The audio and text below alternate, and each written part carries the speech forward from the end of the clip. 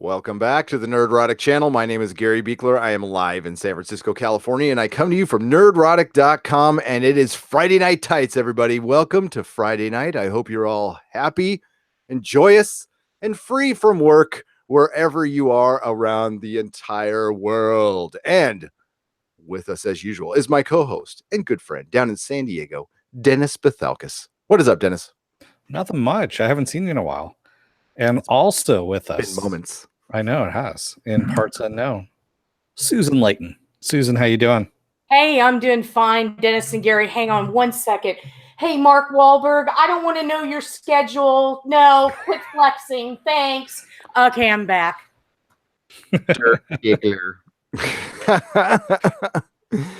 More on that later. Yeah. Well, when you get older, it's hard to keep up some things in more ways than one. I write down a schedule. I have to, or I'll forget shit. Yeah.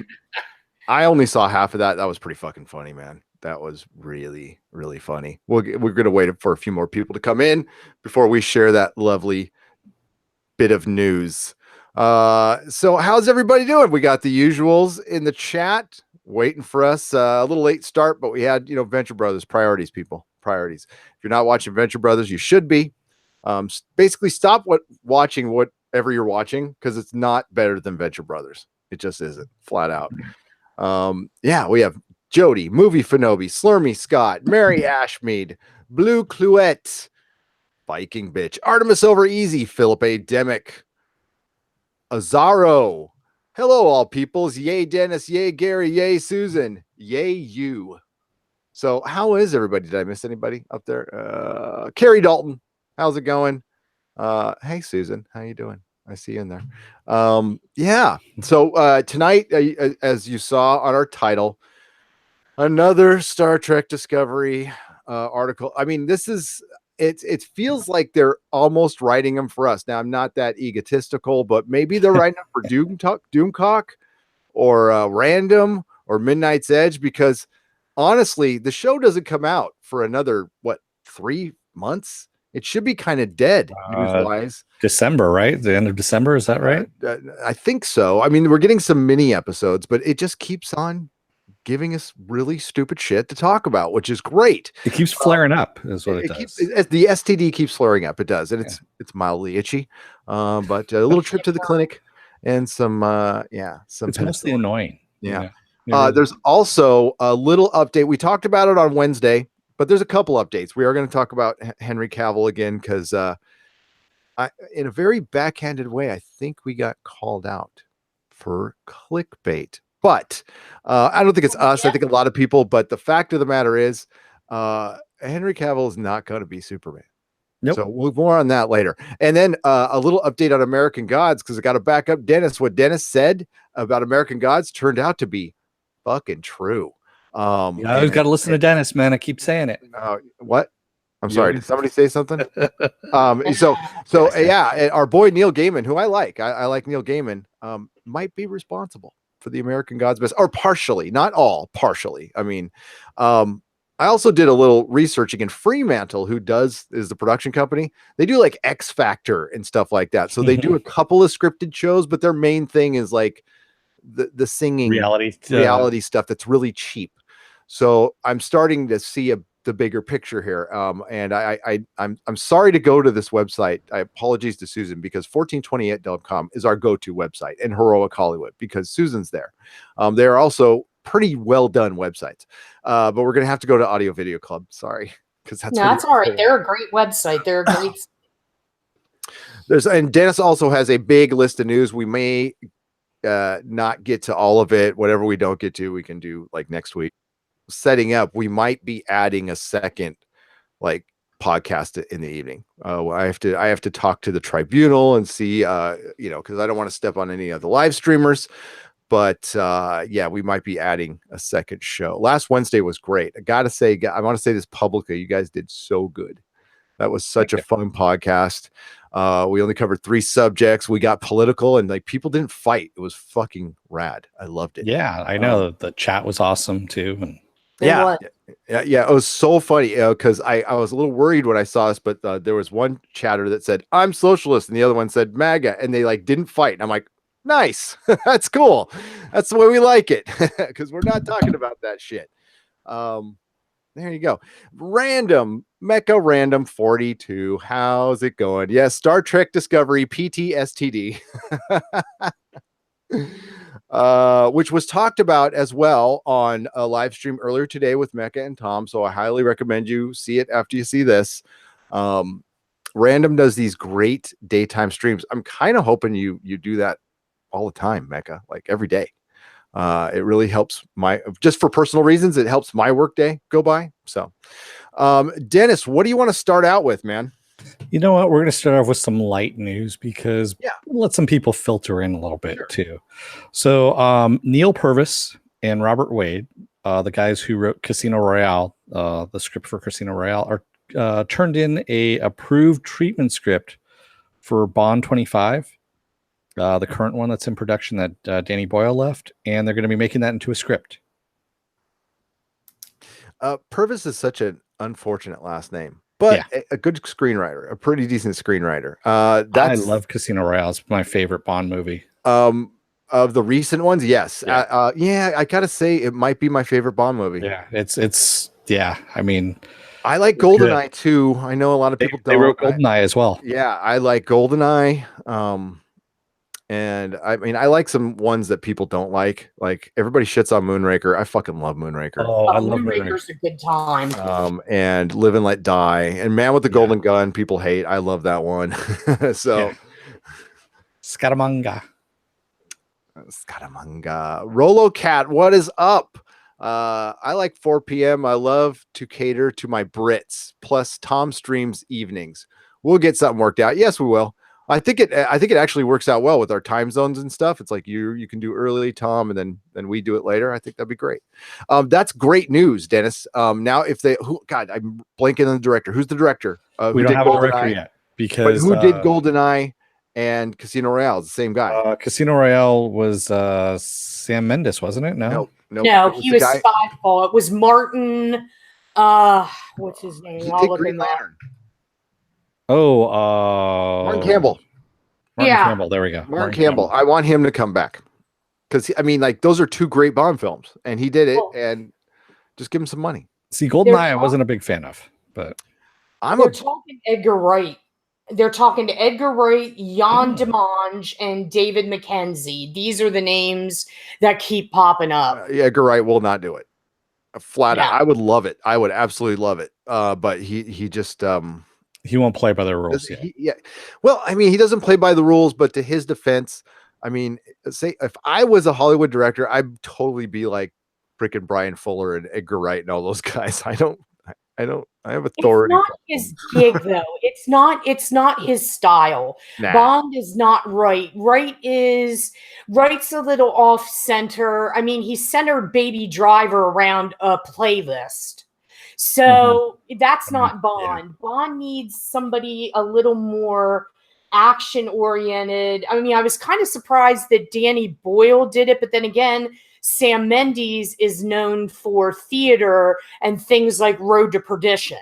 So he was a surprise. I don't know who they'll get, quite frankly. Actually who they should get, Mr. Madonna. Ex Mr. Madonna. Guy Ritchie. Matthew Vaughn. I mean, Guy Ritchie would be good, but I mean, I would go Matthew Vaughn if we would just dream. I'm talking about Layer Cake, man. Well, that was Matthew Vaughn. Was that Matthew Vaughn? Okay, okay. Then Matthew Vaughn, But he's part of Ritchie's crew, though. Yeah, they kind of run together. But Layer Cake gave a very nuanced performance from Daniel Craig. Yeah, he was marvelous in Layer Cake, and you're right. If they would bring in Matthew Vaughn or even Guy Ritchie, it would change the vibe. You'd have a lot of action. You get some really good humor in it. I would love to see that. I'm on board for that. And I've always said, if they want to go non-American or non-British and go American, go Doug Liman. Oh, from Go. Doug Liman. Doug Liman. Yes, absolutely. The first Born Identity movie. So, perfect. Renee Moncoyo says Christopher Nolan. I would take him too. Yeah, I think he would be. I just don't think he would do it, but I think he would be perfect for a Bond film. Perfect. See, get Rich Silverwood, get Jonathan to write it, or even keep Purvis on. But Rich Silverwood, I don't think Steve McQueen would do it. Tell you the truth, it's not. I don't think it's his style either. Yeah, it's not his style. It really isn't. Steve McQueen. Steve McQueen, yeah, he's a director. Okay, yeah. What is he? He just did something recently, and I'm blanking on it at the moment. How's it going, Rich? While you're talking there, I'll look it up. Yeah. No, welcome, Rich. How's it going? It's good that you come in with choices, though, because just because we don't think he'd do it doesn't mean we can't choose him. You know what I mean? That's like I don't think. I think I don't even know Steve McQueen, but he would do 12 it. Years a 12 Years a Slave. He would do it before. They approached him for Black Panther, didn't they? They did. Yes. They did. I think he would do it before Edgar Wright would do it. Screw it, Quentin Tarantino Bond movie. 3 hours. I want it really violent. 4 hours. Needed, rambling monologue scene in the middle with a good editor. With what? Okay, Quentin Tarantino with Edgar Wright editing. Let me think about that. Yeah, I don't know. I don't know. Dude, I'm just like don't limit your dreams, man. I'm not. I'm just none of this is really going to happen. We don't need to limit the things that are not going to happen. Widows is the one that's coming out right now that he did. But also he did Shame with I'm blanking on his name. The guy who played Magneto recently. God, I can't remember his name. McAvoy. The young Magneto. You know who I'm talking about. I'm just blanking all of a sudden. It's okay. Move on. Yeah, we're moving on. So, Venom, that movie Venom that's coming out in a couple of weeks, like October 5th. Michael Fassbender, by the way. Michael Fassbender, thank you. Yeah. Hello. Yes, he was in Shame. I saw that in the movie theater with a date, and never mind. Let's just say it was just a bad date movie. That's all I'm going to say. So, Venom, which is coming out on October 5th, is officially rated PG-13. And the reason for this is the reason why they're not going hard R with this one is because so he can play in the same sandbox as Spidey down the road in future films. I hope they get a director that loves to put the two of them together, because that's where Raimi's 3 fell flat. He didn't want, any parts of Venom in that. Hopefully they'll get somebody that can mesh the two worlds if they go in that direction. But I know there's a big talk about R-rated movies going away, more PG-13 fare in, not only superhero comic book movies, but also horror. A lot of people are backlashing against it, but that's the way Hollywood's making money. They have to appeal to more than just the hardcore fans anymore. Otherwise, it's a freaking international audience. I mean, we wouldn't even have this conversation was for the goddamn international audience, which they're going to find out they're going to have to do regional filming. Yeah. They're going to have to do regional filming. They cannot make this mass thing that's going to make everybody happy, or you're going to make nobody happy. Now, this is a perfect example of when you should talk to a comic shop owner, male or female, somebody who's read comic books for years and years, and just ask them, hey, what do you think about Venom? What do you think Venom as a character? How would Venom work in a movie? Well, he would work if you put him in a Spider-Man movie, because he's a Spider-Man villain. He starts out as a Spider-Man villain, and what you're basically doing is trying to make this might sound familiar, a Joker movie without Batman. And it will end up the same goddamn way. I mean, part of what makes him iconic, you can't use the big white spider on his chest. You can't use that. Their origin is tied in. You just took away one of the best storylines from Spider-Man, which is the symbiote costume, which you can have all kinds of fun with. And the best origin for Venom, if you want to redo it, is in the cartoon Spectacular Spider-Man. Where Eddie Brock and Peter Parker actually have grown up together. And Eddie's was kind of Peter's protector. You know, that's where the lethal protector thing comes in. You know, when Peter would get bullied, Eddie would, you know, put up for him. Eddie was like kind of the smart jock, and they didn't make him like some crazy, you know, reporter. I thought it was. I mean, I like the one in the comics, but I honestly can say that the Spectacular Spider-Man origin of Venom is better. It's better. And you take away anything iconic from a superhero, then you get people realize it's not authentic, even the normies, and then you alienate all the comic fans, which you need. The reason you need us is because we're the word of mouth people. We're the ones who get the normies in. Well, I even liked what they did a little later on, is they made Brock.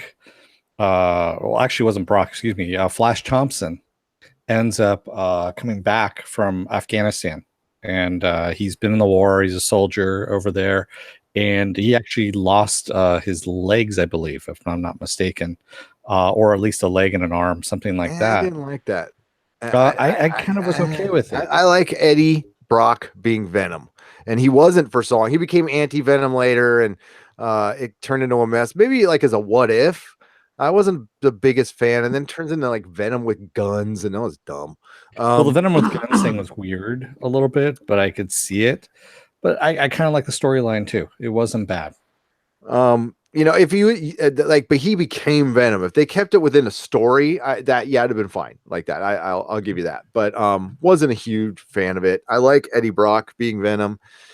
Honestly, Venom is a character that only works in small spurts anyway. It's not anything that can carry over a title. Believe me, I own every comic Venom has been in up until recently. But and yeah, Lethal Protector's an okay story, and that's what they're kind of basing this on. But his best stuff was with Spider-Man, and it's, you know, it's the horrible things he does to Spider-Man and how he utterly beats him, and how like he doesn't just beat him, he humiliates him, and he makes him question his, you know, everything. And also, you know, his suit renders Spidey sense inactive, like it doesn't work against him, and that's huge against Spider-Man. So I don't know, but the reason they're doing this is for Spider-Man.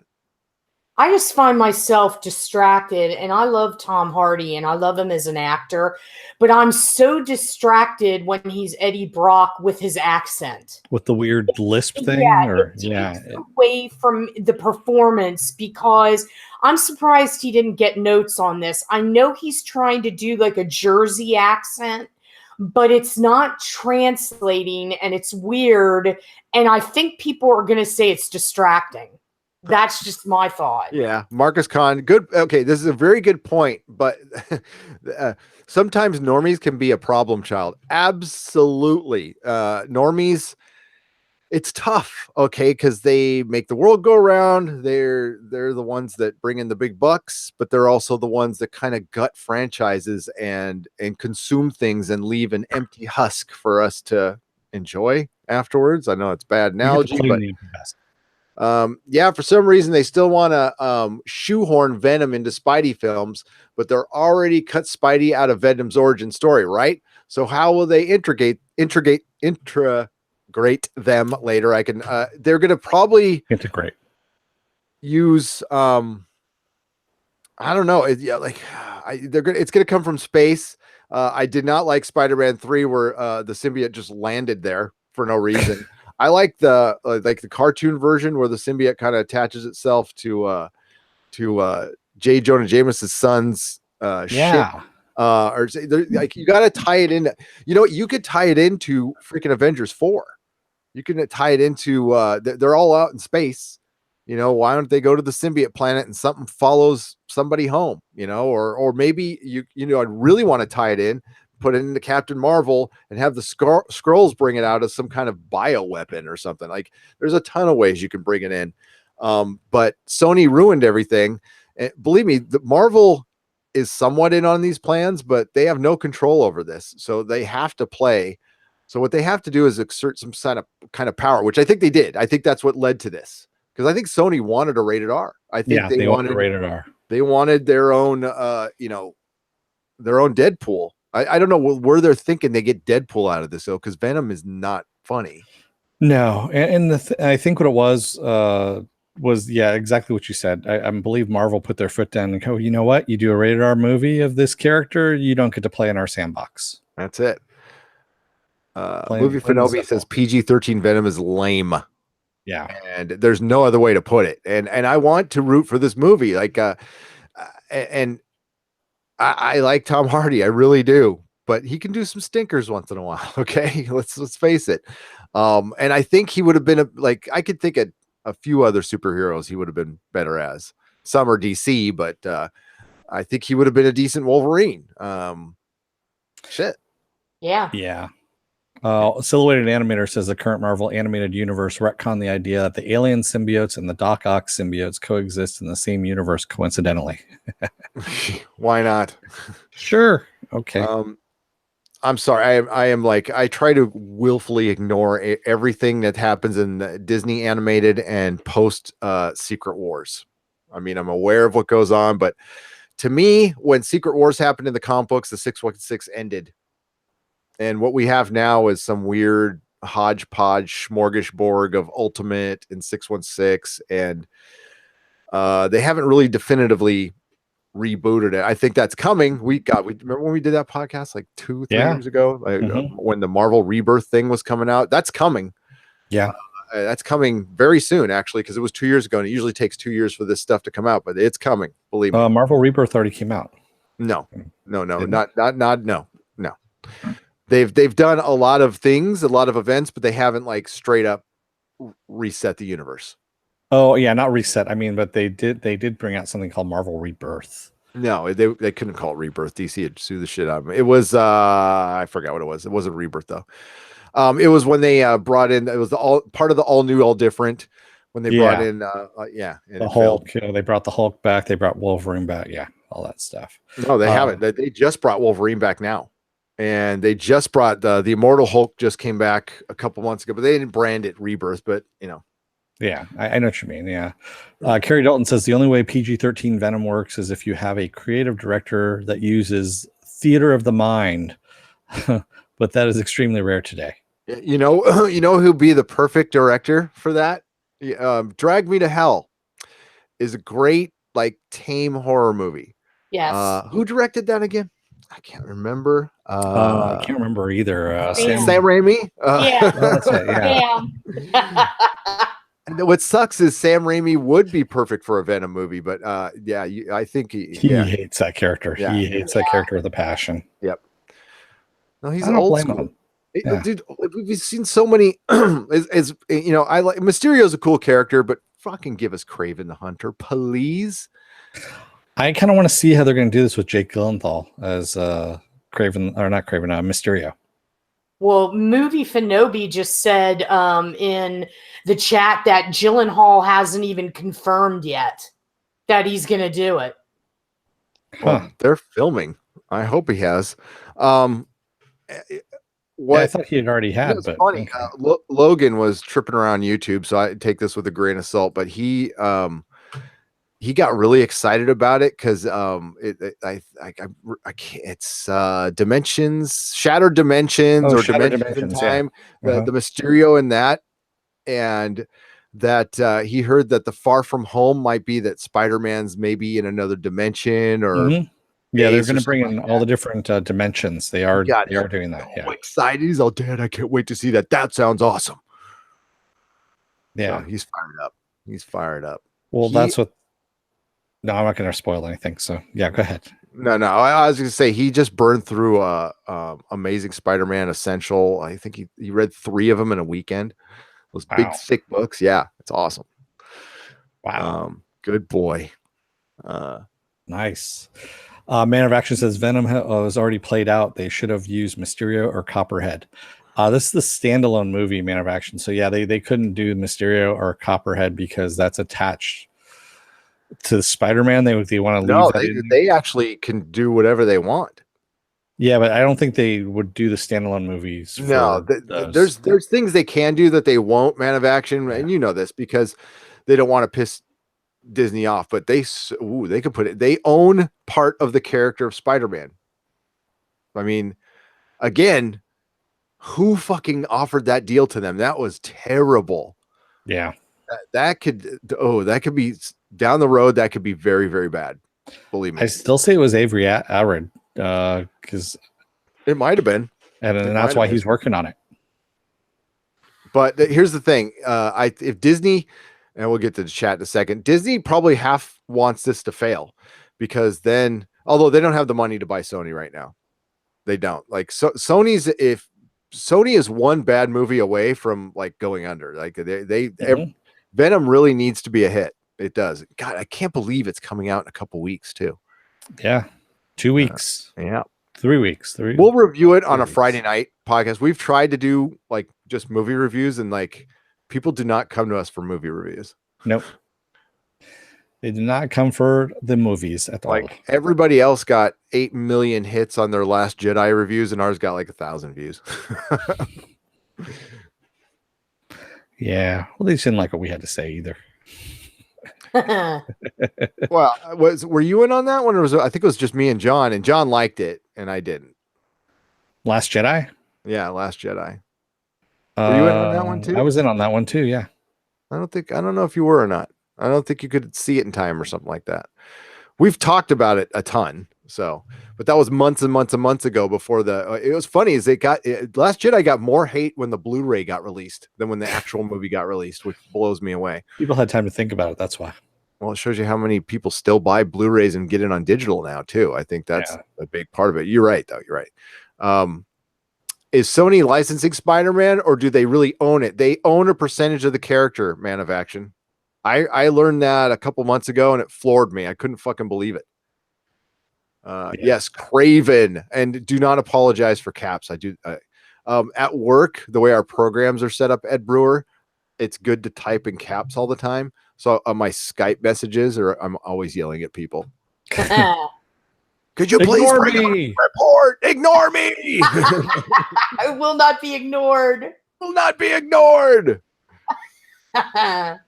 Ignore me. I'm the Inquisitor. Ignore me. I want Venom. Yes, my desire is for Venom to be good. I want it to be. I want to see a movie filmed in San Francisco with Tom Hardy do good, and I like Venom as a character, and everybody wins. Everybody wins. We have a good time, and then Venom, eventually gets into the MCU. I don't like how it happened, but if it happens, fine. I mean, I'm long over needing to see comic adaptations done religiously well. The only thing I want done religiously well is you capture the character. That's all you need to do. You can make up a whole new damn story. I don't care, but it better be goddamn costume and the character. And I'm actually working on a couple recorded videos that are actually researched. I know. Shut up. Superhero costumes is one of them. And PJ's channel. Venom is going to be huge.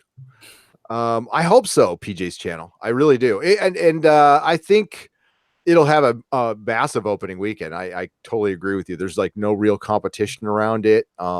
I think September and October are great times to release movies. Fucking It will tell you that. God, It made stupid money, and it's rated R too. Susan, I got a question for you. Sure. On the It thing. Do you think that was do you think it, I mean, I liked it. It was a good movie. I liked it. But do you think some of that success came off of like Stranger Things, or do you think it was just a surprise hit and had good word of mouth? I want to say that a lot of it was because of the actual direction and interpretation of it.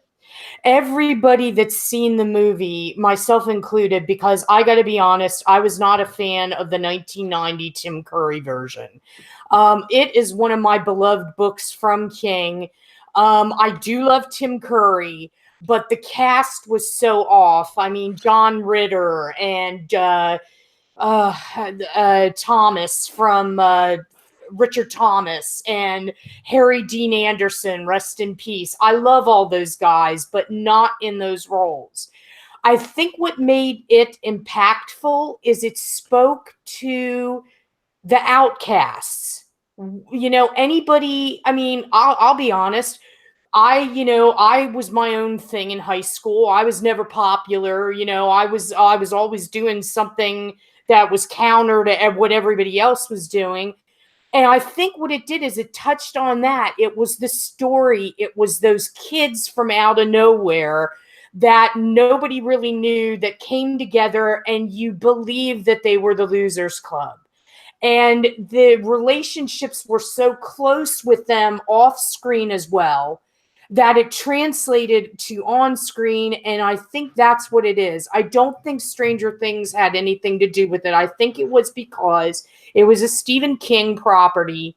People wanted to see it. They were pushing it. What really sold it was the marketing. The marketing was out there. The buzz was out there. It was out. I'll tell you, I was like, Christ, can we just see it already? I was dealing with it in like February of last year. The King people were just on it all the time. So you have marketing and a good story, bam, box office. Yep. And it doesn't matter if it's R-rated or what have you. Those were the two key components in my belief that caused it to be a box office sensation. Yeah, I think it was lightning in a bottle. My thinking was it got some of those normies again who hadn't read it because it had been out for years.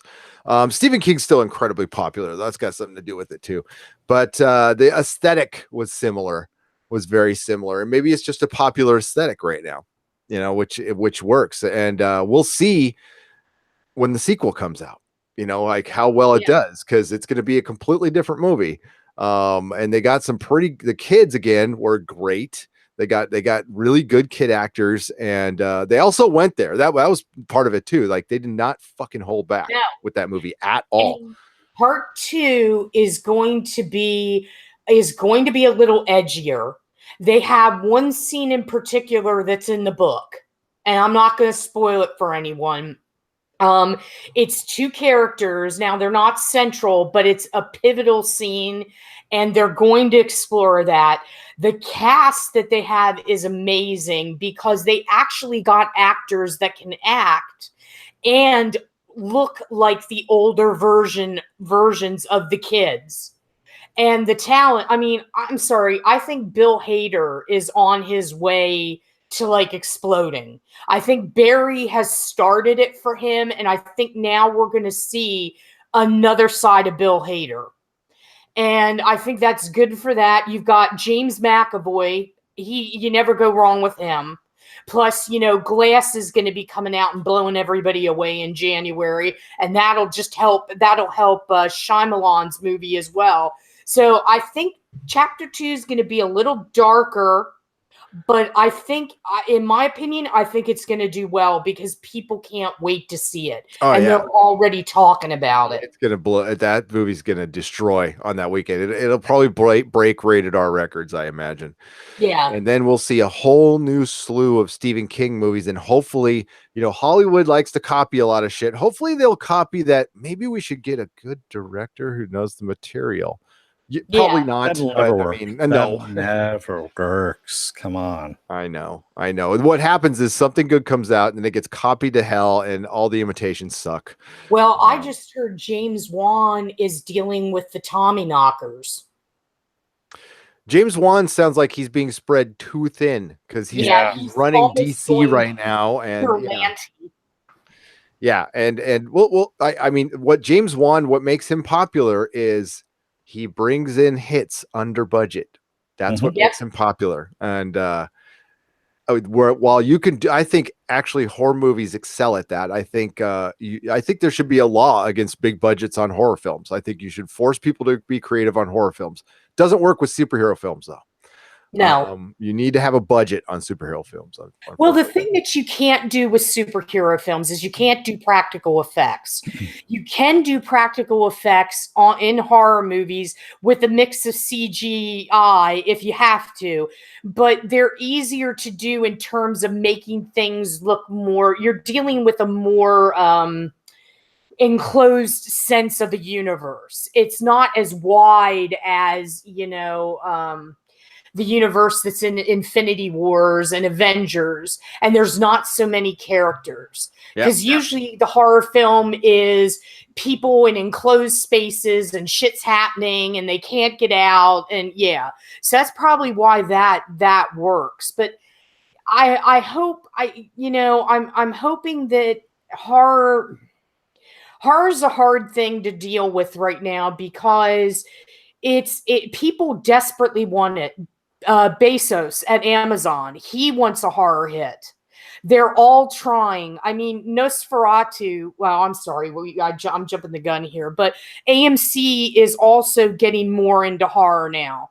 They all want a horror hit, but you have to understand the genre, and so many of them don't. AMC's been in. Sorry, I'm hearing myself all of a sudden.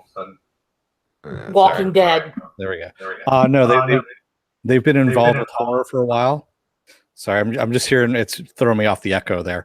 There we go. So they have their own channel called Chiller. Yep. Or Shudder. Shudder. It's Shudder. Shudder. There we go. Yeah, Chillers is somebody else, but they have Shudder. So they've been doing that now for 8 years, I think it is. Shudder. But it's a cable channel. Yeah, it's exactly. You'd be better off having a YouTube channel, to be honest with you. Yeah, and I know that's kind of they're trying to beef up Shudder right now. Joe Bob Briggs. Yeah, and I think they were a little too late to the party on that one, to tell you the truth. And also, since they're still on cable and they're still kind of restricted, they're not HBO, and they're not quite, I don't know. They're not Netflix, Amazon, or HBO. No. So they're not any of those, and they're kind of still stuck in like FX territory in a way. Well, here's the problem with AMC. AMC's got IFC, they have Shudder, they've got all these ancillary little networks, and they do not promote. That's a problem. IFC is hell on promotion. Yeah. Case in point, AMC really didn't promote Lodge 49 the way that they should have. And that's weird because AMC's like the big parent company. But the marketing department's problem is that marketing is what we're really talking about here.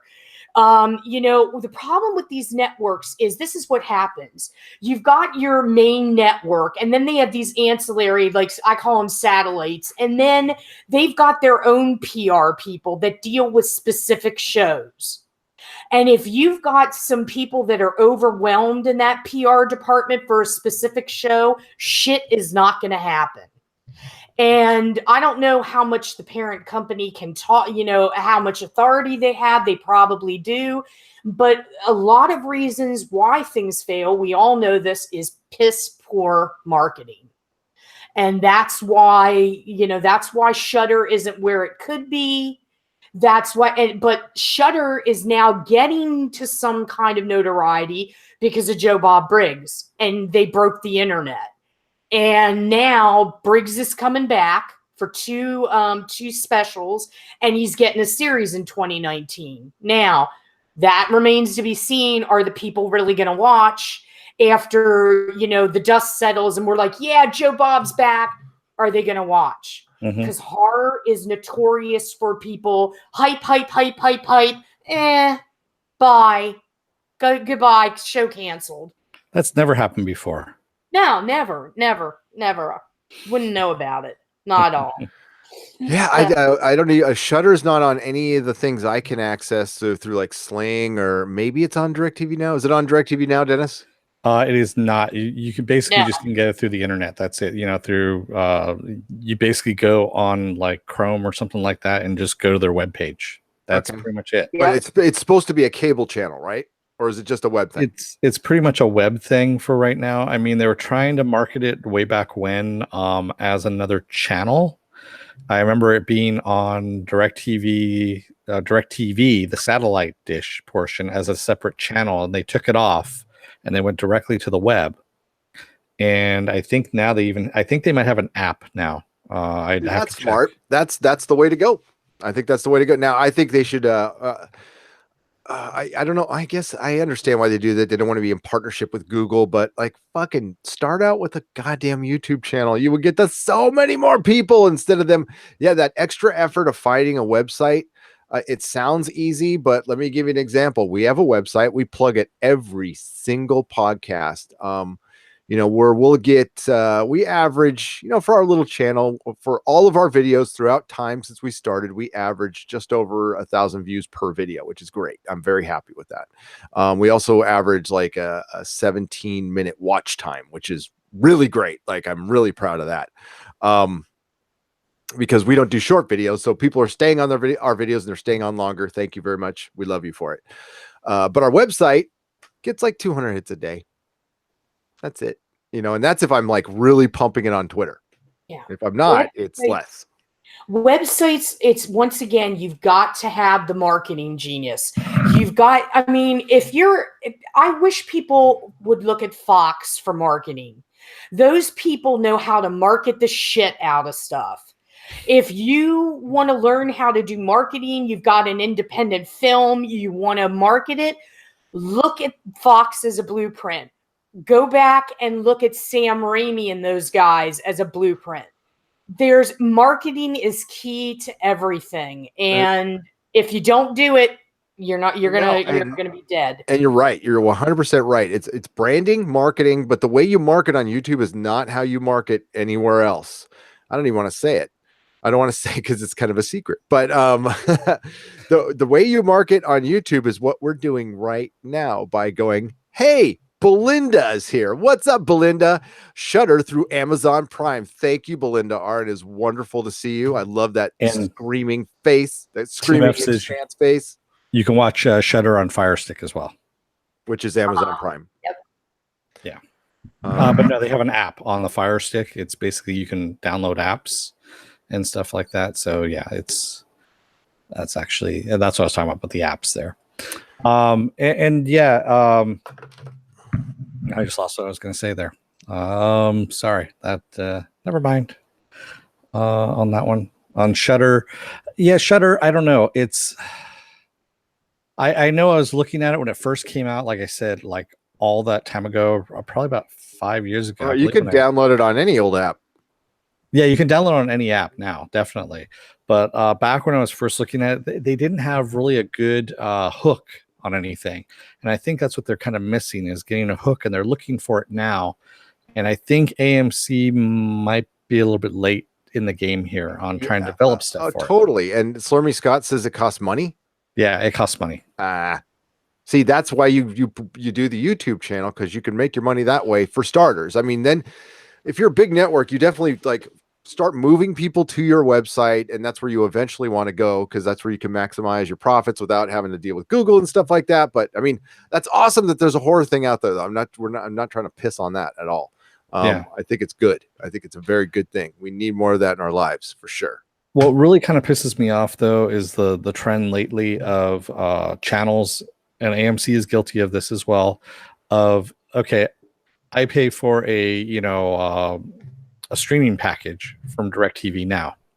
And if I go to your app, which is on, Fire TV or Fire Stick or whatever, or your website, and you're going to charge me to watch what I can watch for free on DirecTV Now, or what I'm paying for already in my package. I'm already paying for this. I shouldn't have to pay again to watch that same content on your app, because I'm already paying for that, which is going to you, even if it's a small portion of it.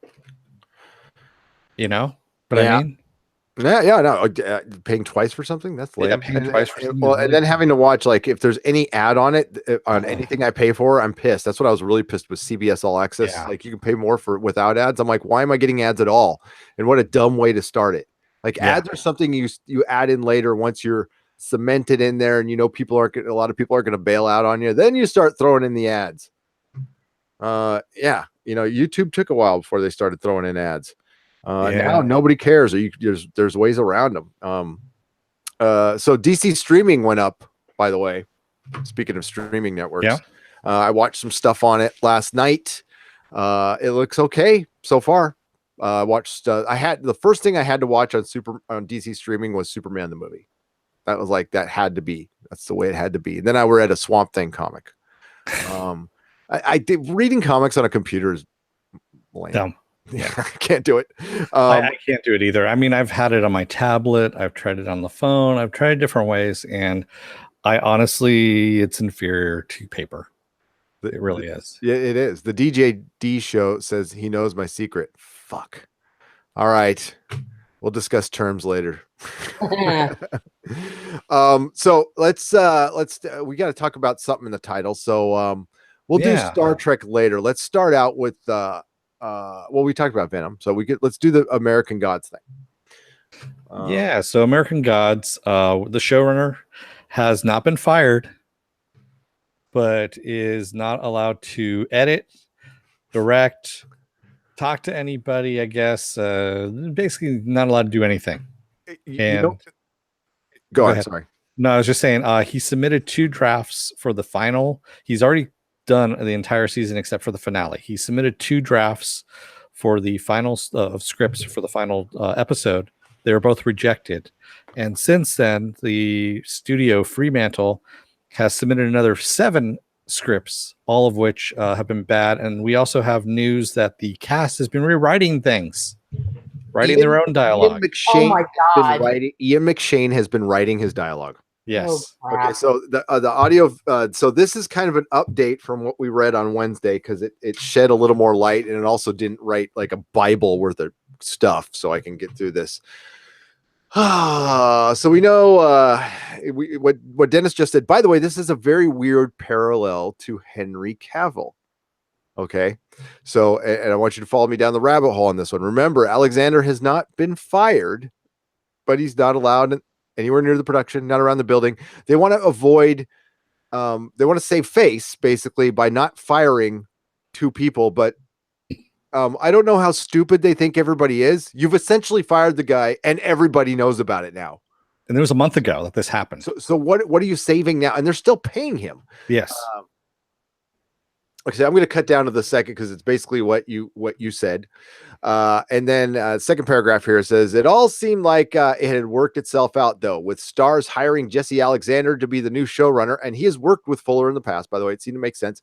And tossing out the scripts that Green and Fuller had already turned in. So they wrote brand new scripts, threw away all their old scripts, which was a bad idea.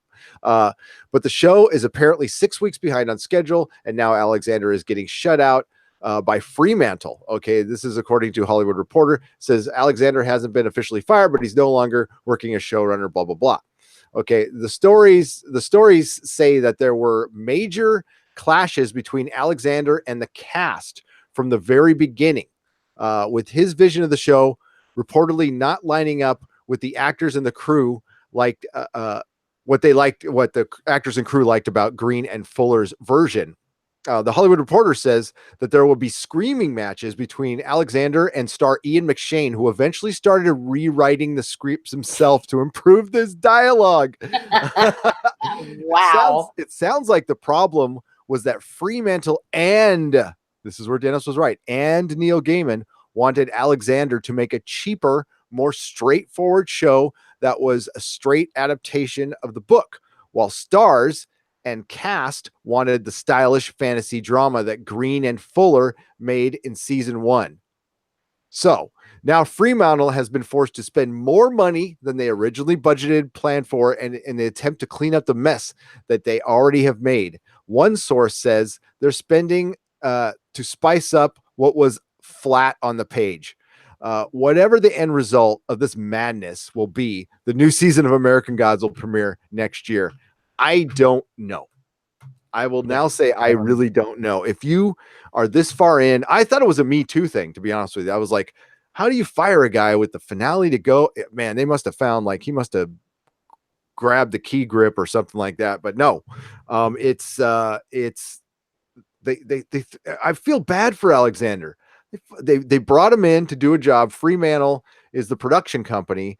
And what's weird to hear is Starz wanted, it sounds like Starz wanted Fuller there. I mean, they said they wanted it to be more like his version of it because that's what was the hit. But Starz is also who's giving them the money? The production company or Starz? The production company. So remember, Fremantle, as you said, what are they both most known for? Fremantle is known for X Factor. Yeah, they're reality TV, cheap reality TV. Yep. So they didn't want to spend any money to begin with. And what did Fuller want to do? He wanted to up the amount, correct? Fuller wanted $10 million an episode. Yeah. Which they were like, screw that, you're gone. And they brought in this guy. They're like, well, you worked with Fuller before. You know how he thinks. We want a dumbed down version of the show for $5. Yeah. And by the way, that never works. Okay. Just because you hang out with somebody doesn't mean you like, yeah, like John Lennon's plumber can't write songs. Yoko Ono lived with them for a very long time. None of that rubbed off on her. Oh, hell no. Yeah. So yeah, that's stupid thinking to begin with.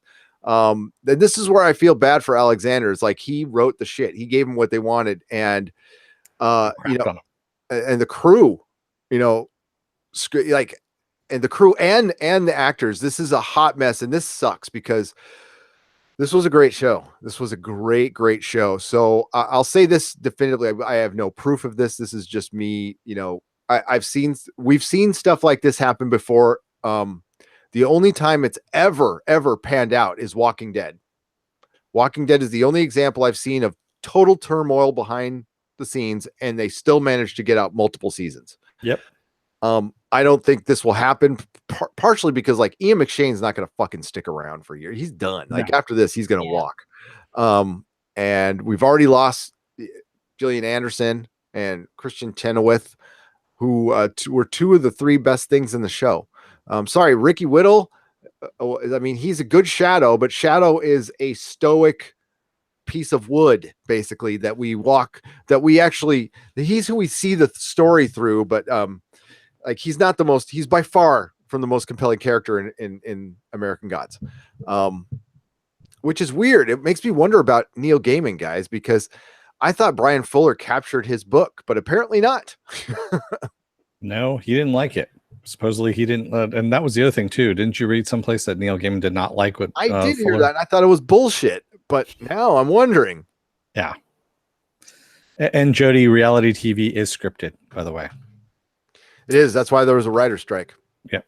What's up, Midnight's Edge After Dark? How's it going? Hello, Mecca again. Let's get to the chat here. This sucks. I hate bringing you this news. I fucking love this show. I guess we can love it for Belinda could not agree more. Season 1 of American Gods was nearly perfect. I was captivated the whole season. It was beautiful. Belinda, I thought I was going to hate it, and I got so turned around on it. And Brian Fuller, but sorry, Susan, go ahead.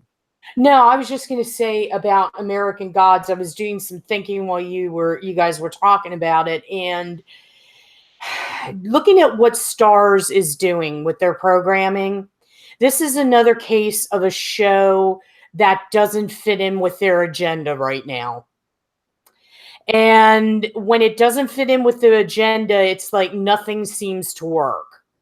And there's always some behind the scenes drama, and then something that has the potential to be successful is like it doesn't happen. And although they've got although they've got certain things that work, they are changing their image, and where they're going, American Gods doesn't really fit. Yeah, because all that money and people talking about your show doesn't fit. Yeah, and I understand what you're saying, Susan. It's mind-boggling. I mean, I guess Counterpart kind of does fit into what they want to do, which is good. It's a cheaper show. This is what they're going for. They have Lionsgate as a parent company. Lionsgate is very high. No, Tarka Jedi. That's not what I'm talking about. It's not SJW. It's not what I'm getting at.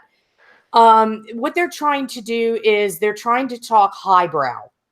They want to go like your Howard's End miniseries.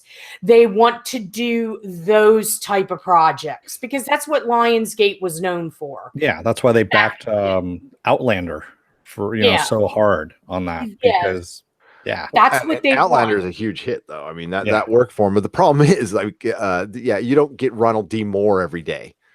That's the reason Outlander was a hit. I mean, it was good, source material, but they also had a great writer, like one of the best of all time, adapting it. So, and it's a good show. It's a good show. Yeah. And that's what I meant. I wasn't talking any of the bullshit SJW woke shit. I was talking about the fact that they want to change the image to be a little more of a demographic that maybe American Gods isn't going for. That's not my opinion. I mean, I think they should stick with it, but I'm just looking at how their programming has changed since Lionsgate come on board. And that's a weird, I mean, I totally agree with you. And I think that's a weird decision to make right now because genre is kind of what's bringing the eyeballs in, and Howard's End. Maybe they're trying to get, oh my God, I'm blanking on the whole, God, what was the fuck? Downton Abbey. Maybe they want their next Downton Abbey or something like that. Yeah. But that, again, you want to talk about lightning in a bottle, shit like that will never happen again. Okay. Yeah. That was a weird show that really connected with like everybody. Like everybody could watch that show and get into it. Just watching so many people practice restraint for an hour. But well, but Downton Abbey wasn't really original because they were just doing a more updated version of the upstairs, downstairs.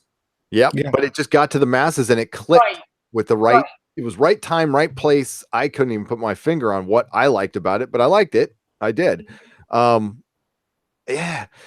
That's a weird decision, but it's also, it's another cable channel and it's death throes. American Gods needs to go somewhere else and but the problem is you can't rip it away from its production company. Anonymous content should take on American Gods. They would be perfect for it. Yeah. And then you take it to fucking Amazon or Netflix. And I actually think, either one of them would be good. Yeah. Man of Action says Ian McShane should rewrite the show and get his ass to work filming. Yep. And then go do I want this whole season of Deadwood. I mean, I'm greedy. I want to see getting a movie. Getting a movie. Yeah, I want a season. Felipe Diaz says I saw American Gods, then Westworld, and I was like, damn, good shows. And now sad face. Yeah, very sad face. That's another thing I need to do a video on is Westworld season 2. That one will be tricky though. That might piss some people off, but oh well. Let's see here. Sorry, there's a lot of yelling. Jedi is talking about Henry Cavill. Yeah, I'll read this and then we'll talk about Cavill later. But Marvel backs actors for 10 years, DCU backs actors for 2 years. Why didn't they make Man of Steel 2? Now they don't. Now they had to be clever and just make Justice League before they cared. Yeah, Tarka, we will get to that. I got some DC fans on me the last couple of days calling it clickbait and saying, no, Henry Cavill is Superman. You're wrong. And they use semantics as the defense. And that's all it is, semantics. Yeah. What? So Henry Cavill has not officially WB. I'll just say it now. WB came out with a statement saying that we have not made any decisions concerning Superman. Although Garcia. We love Henry Cavill, blah, blah, blah. And we're focusing on Supergirl. So that's when I put up my tweet that nobody saw, but I just put the meme. So we fixed the glitch. Yeah. So we fired him 5 years ago, but I guess he kept getting a paycheck. So we just we fixed the glitch. Yeah. So he's still Superman. We're not making any movies, but he's still Superman. So he can be Superman and go cosplay at costumes at conventions and stuff. But they ain't making any Superman movies with Henry Cavill. They're focusing on Supergirl, which is, I mean, I'm sorry, DC fans. I know I see the DC fans like seeing this kind of slip through their fingers and they're upset, and they should be, because WB has completely screwed the pooch on this one. Now if Aquaman and Wonder Woman and Shazam are all 3 mega hits, then we're talking a different story. If one of those movies fails, can I just say that Shazam, I had to write about it, Heroic Hollywood.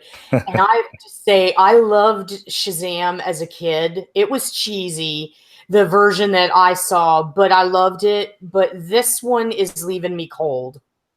I had to write a whole treatise on how the suit wasn't exactly right. They're not right about the bolt yet on the chest. And I was like, I'm writing about this, and already this movie just seems like it's just not gonna work. I don't know. Yeah. Excuse me. When most of your, I mean, the majority of everyone's focusing on the costume. Yep. And when you got the costume wrong to begin with, and yes, they said, oh, we're going to CGI sculpt it down and whatnot. We're not done with sculpting it down and everything. It's like, well, why'd you do that in the first place? I mean, you got a skinny dude to begin with to put in the costume. Yeah, it just. I thought the trailer looked good. I did. I mean, but the thing is, here I'm bringing up the damn normies again, and I get what you're saying, and the DC fans and DC fans. I mean, come at. I'm a DC fan too, by the way, and come at me. This isn't like I haven't had this conversation every day for a decade. Okay, the biggest difference between DC and Marvel is Marvel's the world outside your window, and DC's more fantasy. Okay, Mhm. and it's got Shazam and Saturn Girl, and and Matter Eater Lad. It's got more Constantine, a little cheesier superheroes, but that's fine. That's what I love about him. I mean, the Doom Patrol. Did you see the Doom Patrol set photos? I loved it, but people are just going to go, what? It's a harder sell. Shazam is an extremely hard sell, but going the big angle, I thought was good. I thought the trailer actually was good. I liked it. Didn't like the Aquaman trailer very much, but I just thought it was too CG, but it could still be good too. I want all of these movies to be good. I want the DC universe to be bigger than the MCU. I do. Because that means we get more superhero movies and we win. But Henry Cavill was a good looking Superman. He didn't get a decent script. I wish he would stay, but you don't come out and do the things he did and publicly humiliate a company and they stay with you. I haven't seen that happen. But maybe if the fan outcry is big enough, that they'll back down. But the parallel is he's exactly like Alexander with American Gods. They're not firing him. They're just not going to use him. So they for one, they're losing Affleck. So if they lost Cavill, if they went out and fired Cavill openly, that would look so bad, especially when you're on the cusp of like kind of relaunching your DC universe with oh my God, you just said his name, Susan. James Wan? Yeah, James Wan, yep. And it looks like that they're starting to get their shit together a little bit. But I think what they really needed to do is just pull the damn plug. And I mean, you keep Wonder Woman, of course. Wonder Woman was great. Gal Gadot is awesome. Don't ever let her go. Pay her whatever she needs to stay. And see, let's hope it. Like, I want it to do well. I really do. I hope it does. I saw part of Justice League the other night, and I was like, this is horrible. I mean, I just sat there and I'm like, this is a horrible movie. How did this even... I was just laughing at the bad special effects. And I was like, wow, could we have tried a little harder with this? And the poor acting between Affleck and Cavill.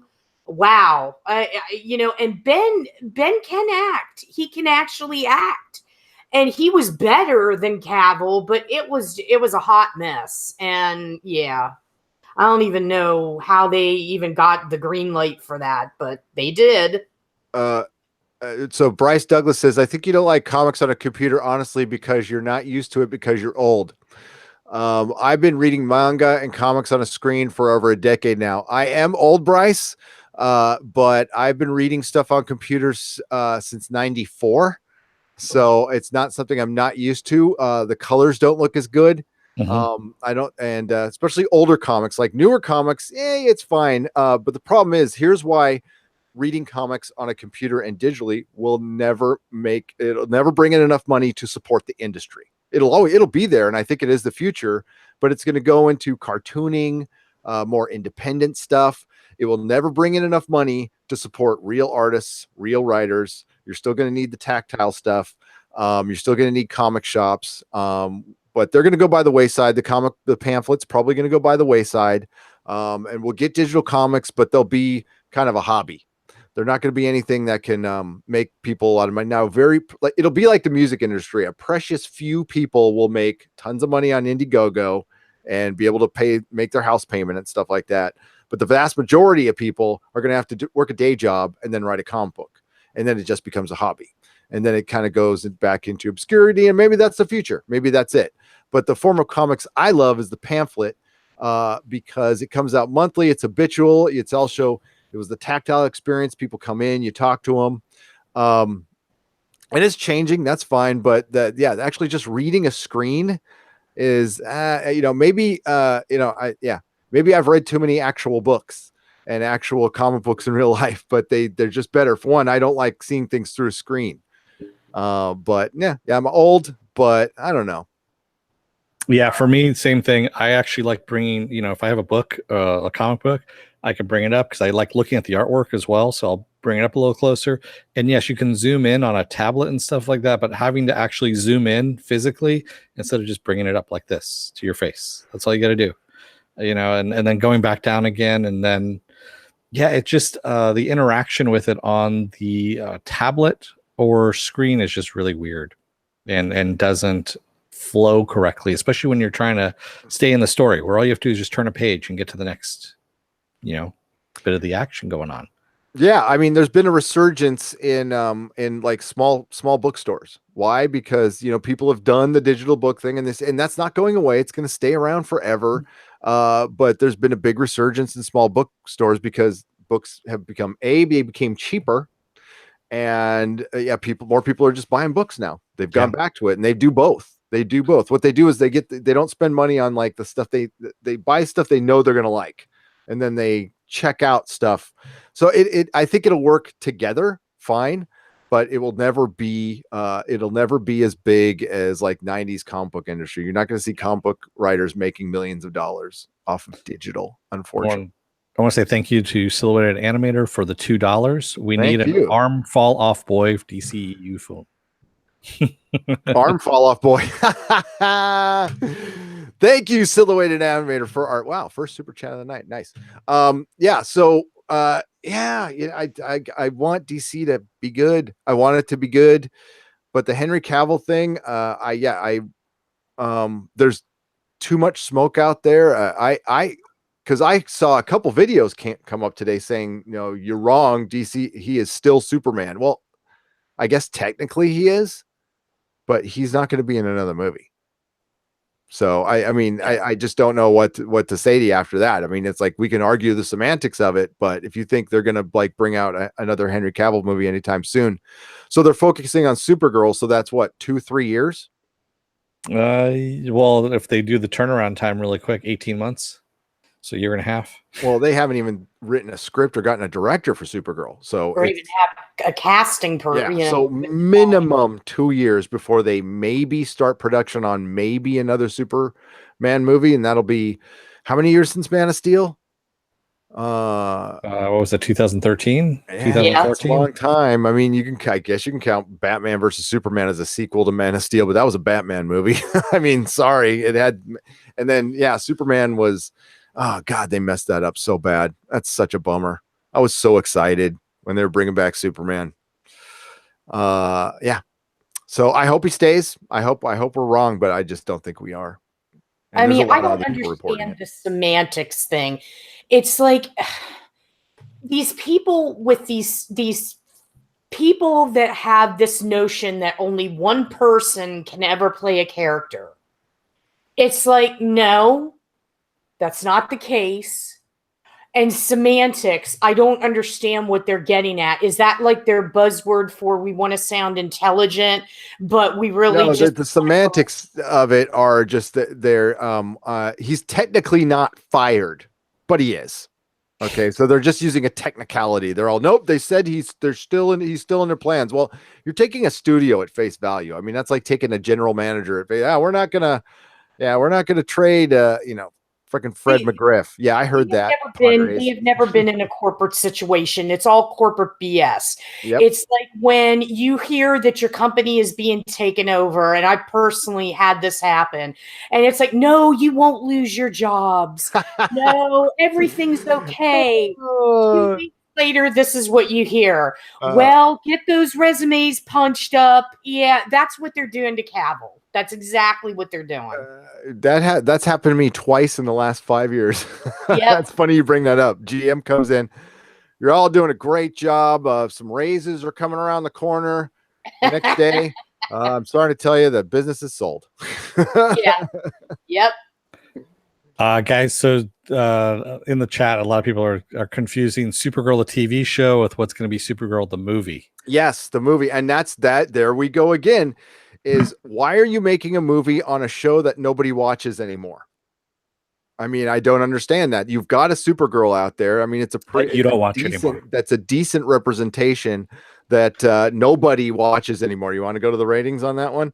For a CW show, I think it's under 1 million now.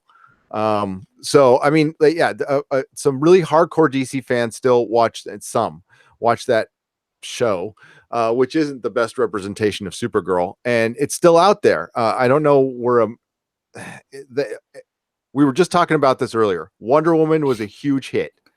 So they're gonna copy the shit out of it, and that's what they've been doing. That's why it's kind of disappointing that Marvel is kind of reacting to Marvel Wonder Woman with Captain Marvel. But in Kevin Feige, I trust. Souffle Girl says it was pretty brave choice recasting Scarlett Johansson as the Man of Steel. Was recast the Man of Steel for a little bit, but then the backlash that she wasn't an alien, so she couldn't play an alien. Got too big, so she is off of it. You're not an actual superhero, so you shouldn't.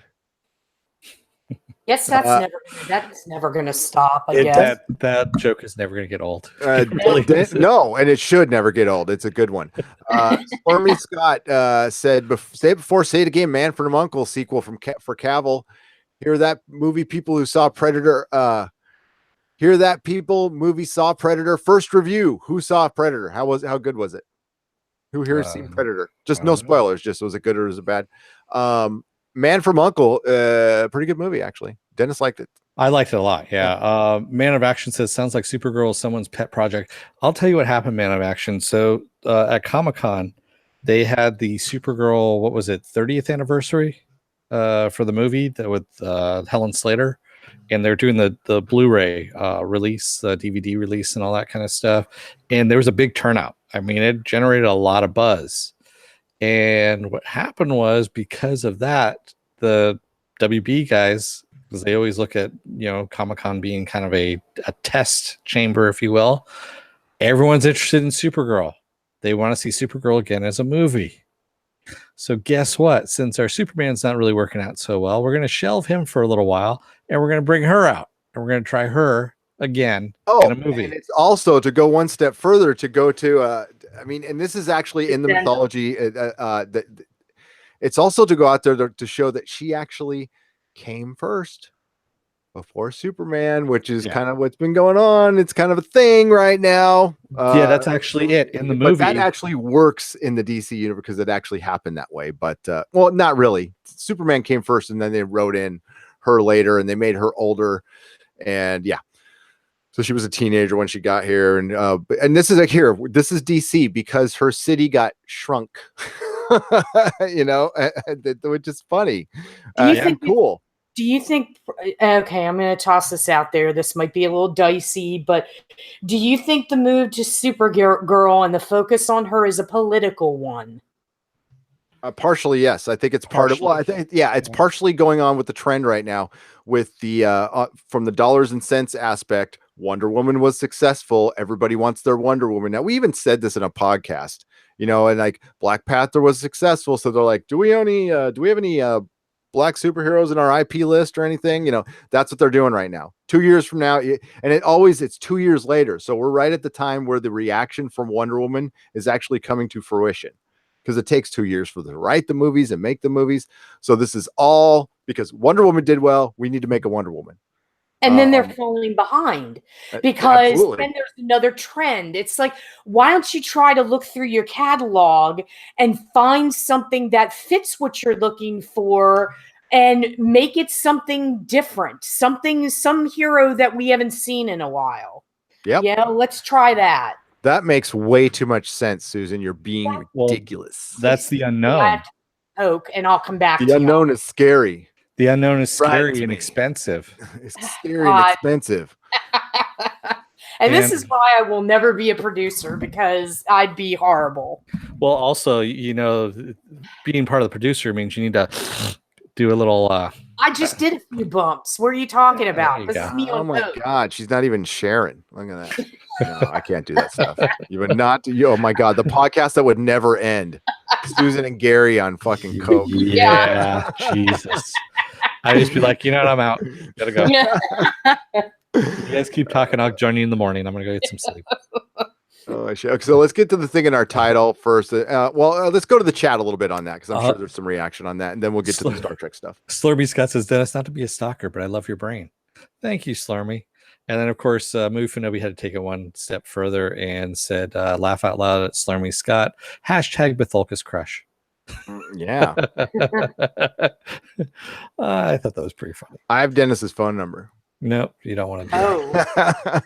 Uh-oh. Let's see here. We also had Jody said, yes, Dennis, she's not Kryptonian, so they got to hire an actual Kryptonian to play Superman. Remember, she was up for Superman's role. Jody. No, Idris Elba is going to play Supergirl.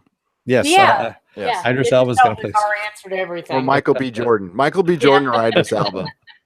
Actually, they're both going to play it role. Yeah. Yes, they're going to alternate between. One's going to play Kara when she's in her disguise. The other one's going to play Supergirl.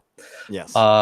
Philip A. Demick says, I still believe American comics can become as popular as Japanese if they just do a better job of coordinating between comics, movies, TV, and games. But Marvel and TV don't coordinate because of egos.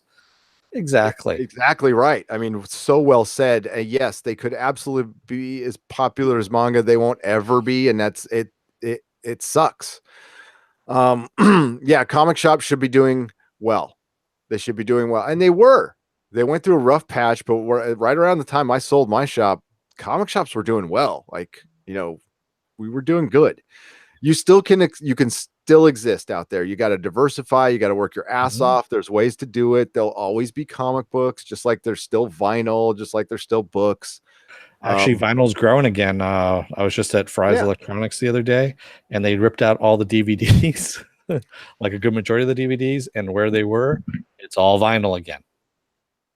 It was very weird. Yeah, cool. Because the technology got passed up to where they never made CDs better, and they never did sound better.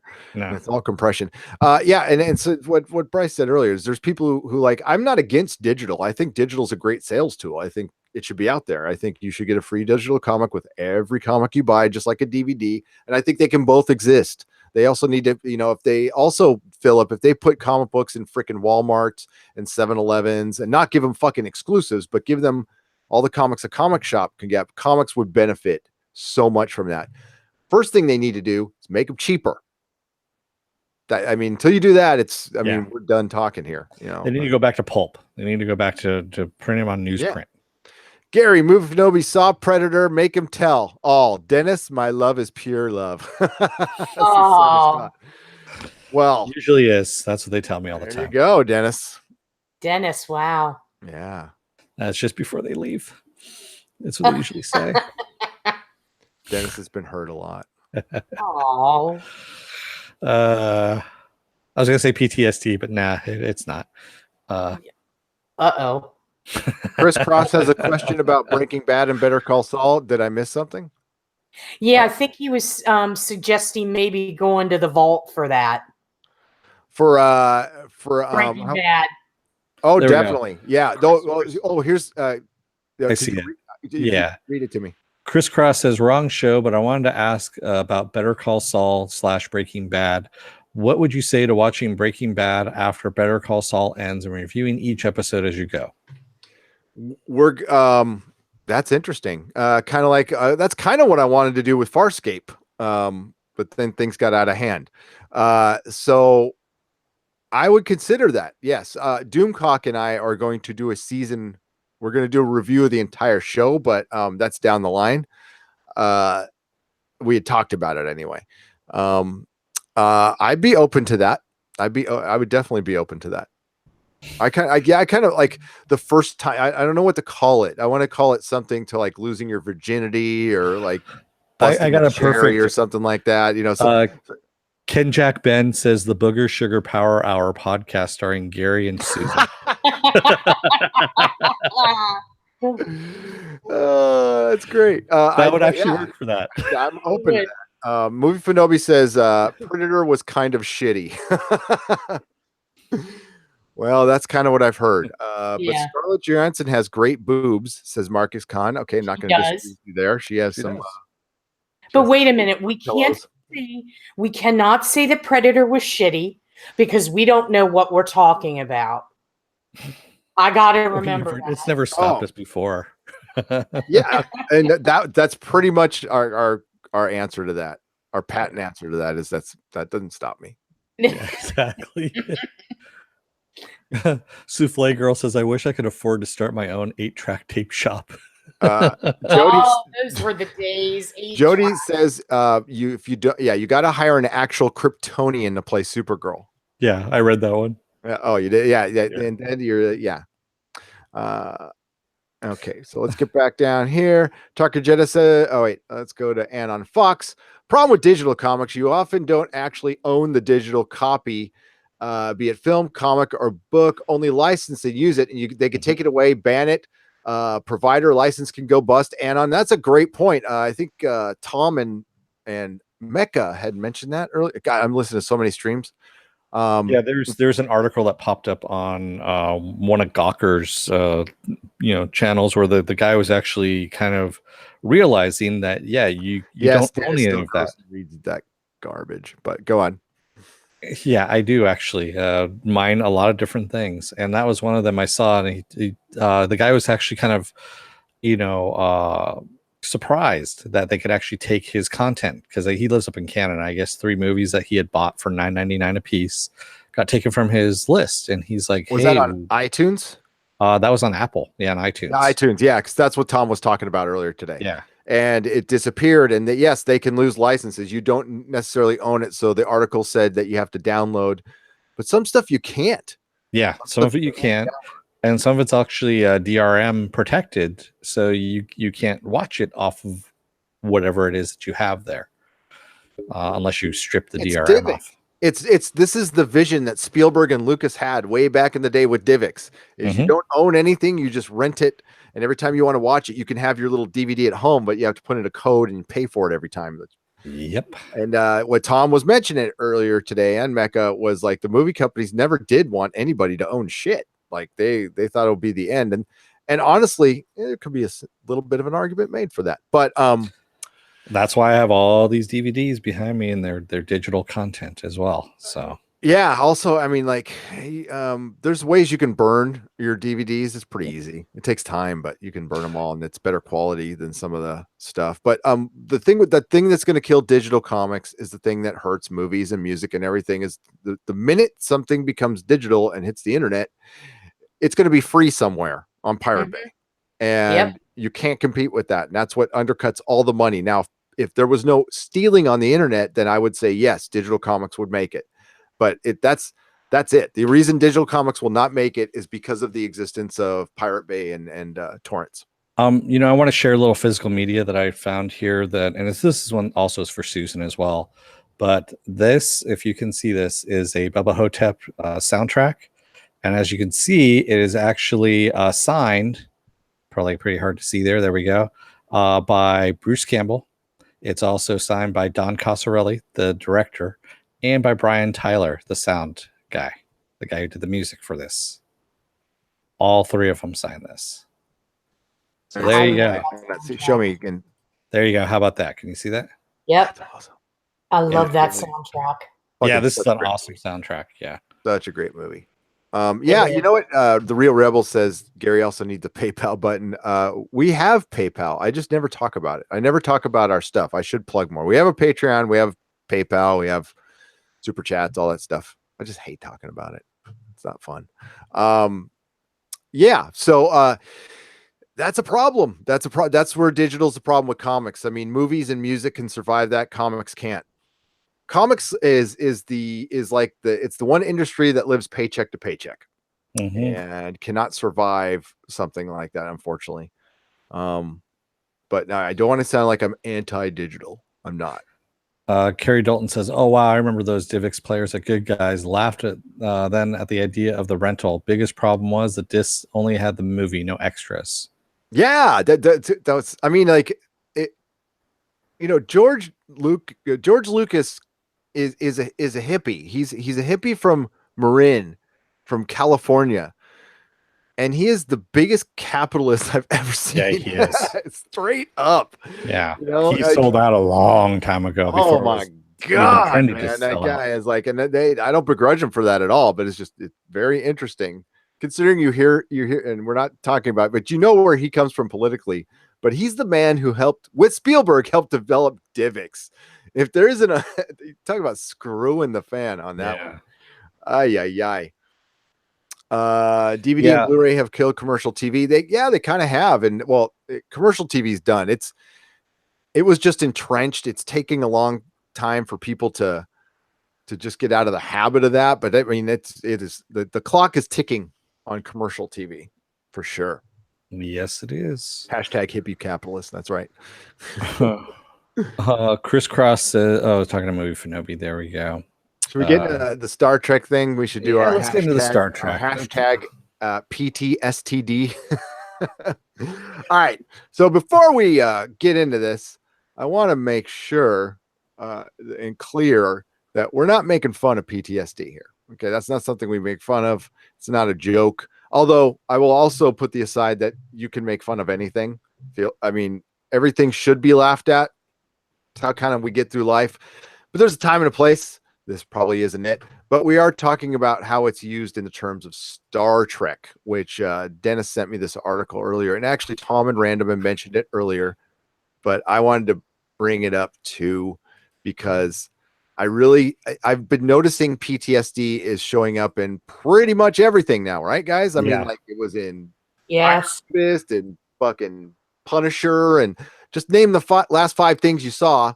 It had PTSD. Now, PTSD, you know, I don't want to get down too dark or real or anything. Something I dealt with many years ago.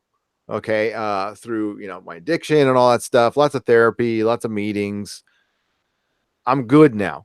So, but it's a real thing. It's, again, not to be made fun of. So, but this we should make fun of because Sonequa Martin Green says Captain Pike helps heal Star Trek Discovery crew from Lorca PTSD. What about the fans' PTSD for watching this show? What about us? I hope it's a bunch of people sitting in hallways talking about their feelings. Blue Cluette said PTSD in hallways during our Venture Brothers podcast. So props to that. That's wonderful.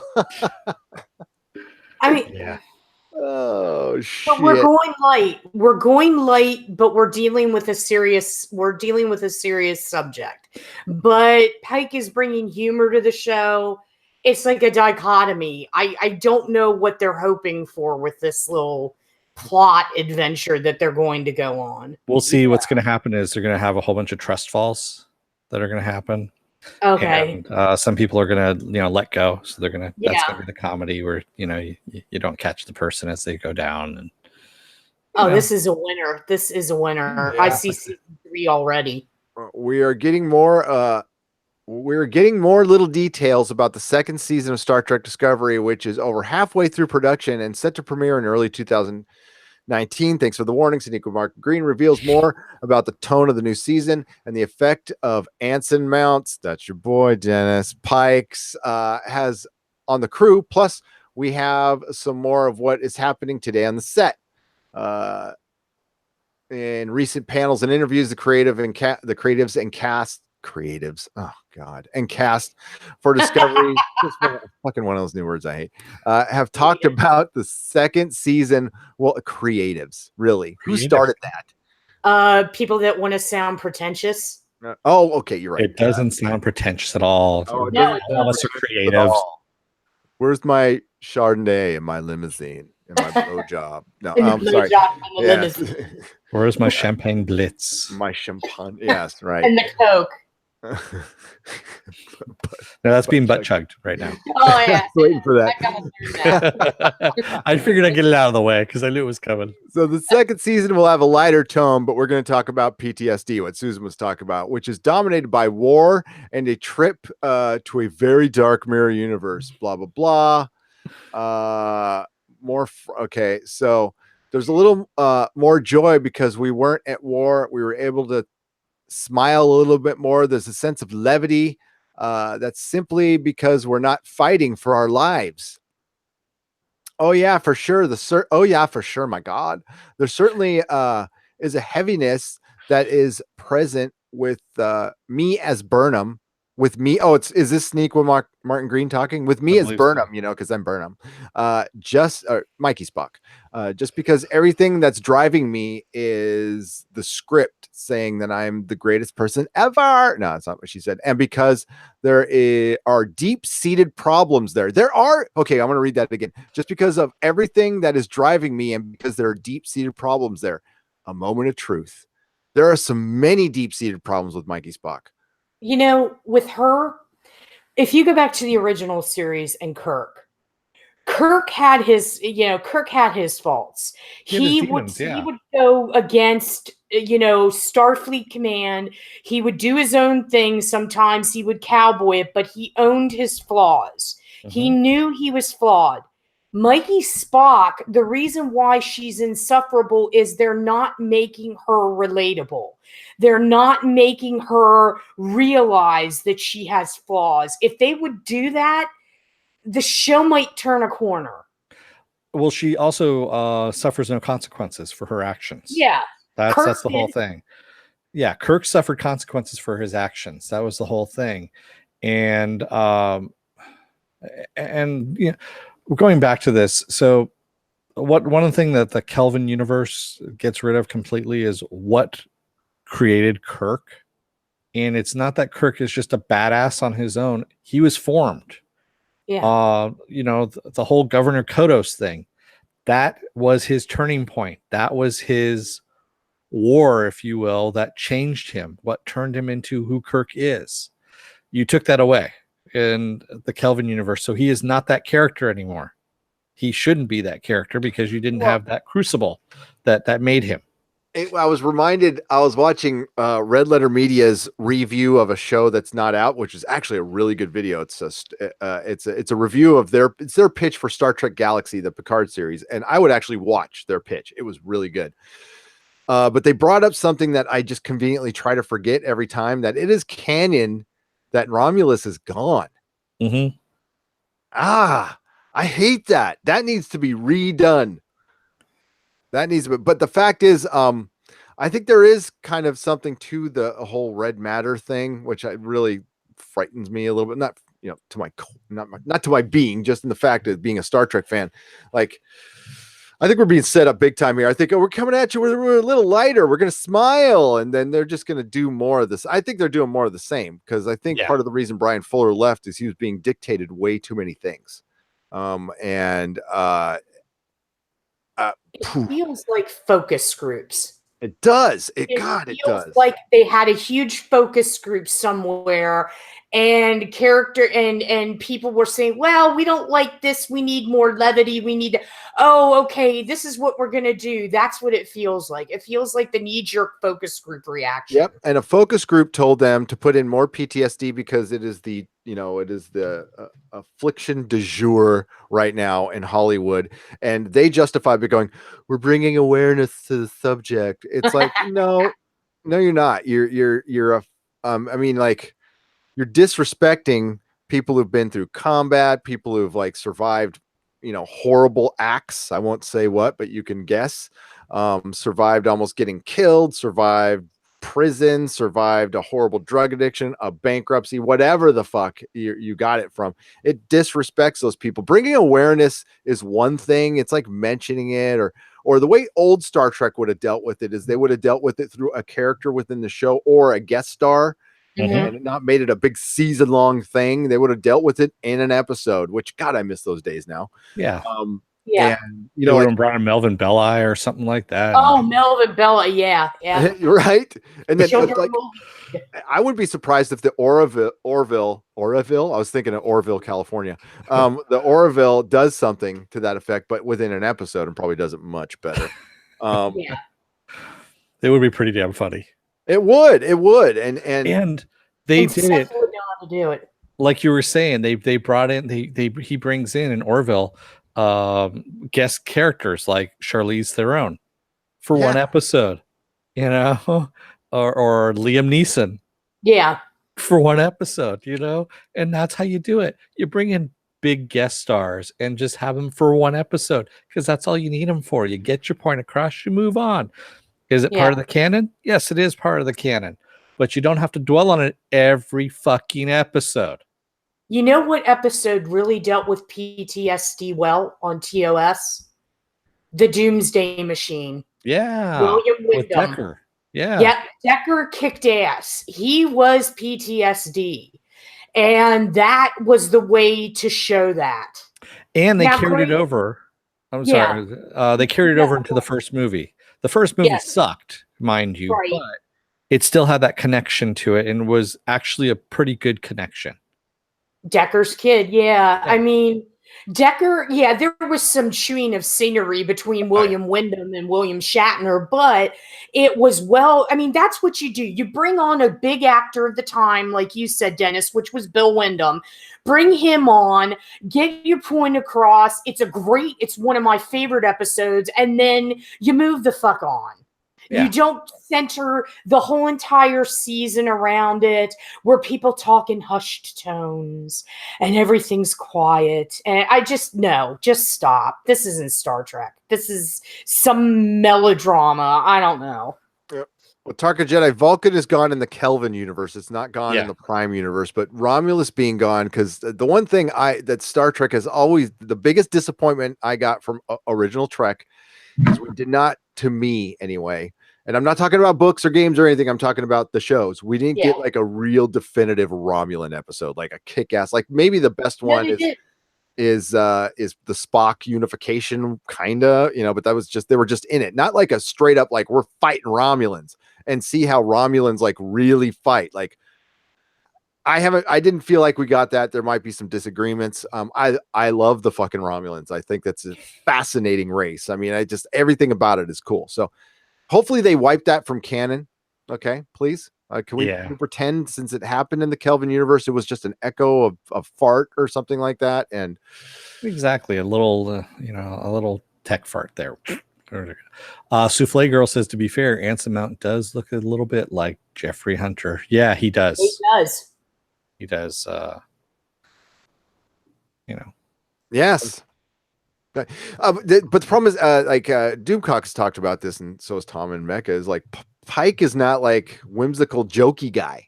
Okay. No. Far from it. Like he's super stoic and maybe a little too serious. And so, yeah, it's so much so Mecca pointed this out that Sonequa Martin Green actually called Pike Kirk at one point, or referred to him as Kirk. And it's probably easy to confuse him, because that's kind of seems like what he's kind of playing. So we'll find out. We'll find out, because we are going to cover every damn show.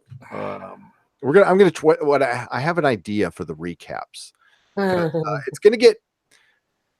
Well, we're going to have to coordinate. We're going to have to coordinate with our tribunal how we're going to do the reviews for this show. I guess we're going to do the live ones and stuff, but I want to have members of the tribunal on doing it live with us. Like, we can rotate members, and then they of course can do their own videos. It's up to them, because I don't want them to, because sometimes you worry about like using your material here and not using it in your video, and it gets weird, Mama. I think what we should do is have Thunderdome, where 2 men enter, and basically you have, like the Thunderdome that we know of another channel that does this, and have one person defend it and the other person destroy it.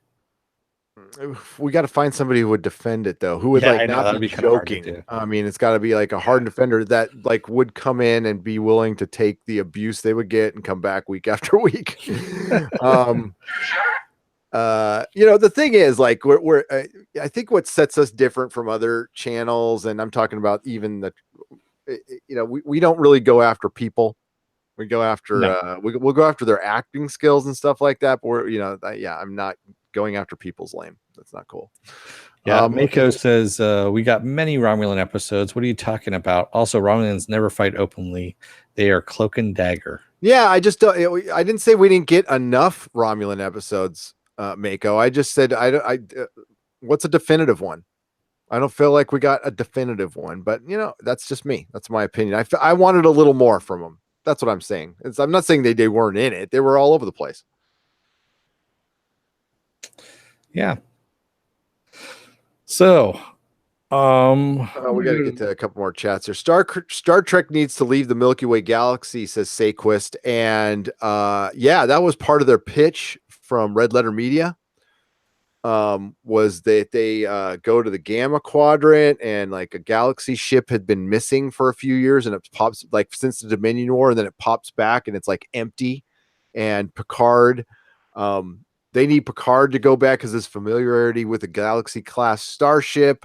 He takes Geordi and Geordi's family, and then they take a crew of cadets, and a bunch of like really weird shit happens, and it's a brand new bag. I like watch the video. It's a pretty good pitch.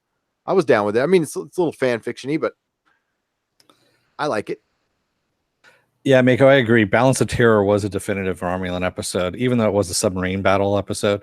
But it was still a good one. The Unification 2-parter is another one. That's what I would say is Unification would probably be my definitive Romulan episode.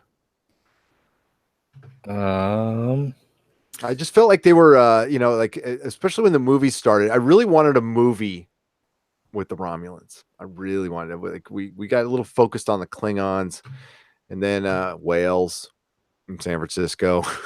Oh, come on, that was good. I loved it. I fucking loved it, man. I loved that movie when it came out. Oh man, I feel really bad, but that is my least favorite Star Trek movie, and I love Leonard Nimoy. Well, Susan, double dumbass on you. I know. Yeah. I'm kidding. We all have our own opinions. Yeah, I don't know. I mean, it wasn't. I didn't hate it. It wasn't. I guess it wasn't what I was looking for. We'll put it that way. I like it. God, there was talk. There was lots of rumors about William Shatner getting nominated for that movie, and I'm not kidding about that. That was in the paper and stuff. Wow. There was, getting nominated for Best Actor for that movie. He didn't, but there was a big push for it. I think Khan should have been that one. Oh God, yeah. Khan was such a surprise. That was like one. I'm not kidding you. I had tears in my eyes. Oh God, yeah. It was a 180 from the first movie. It's like, okay, we're going to make it short and actiony and not long and scary.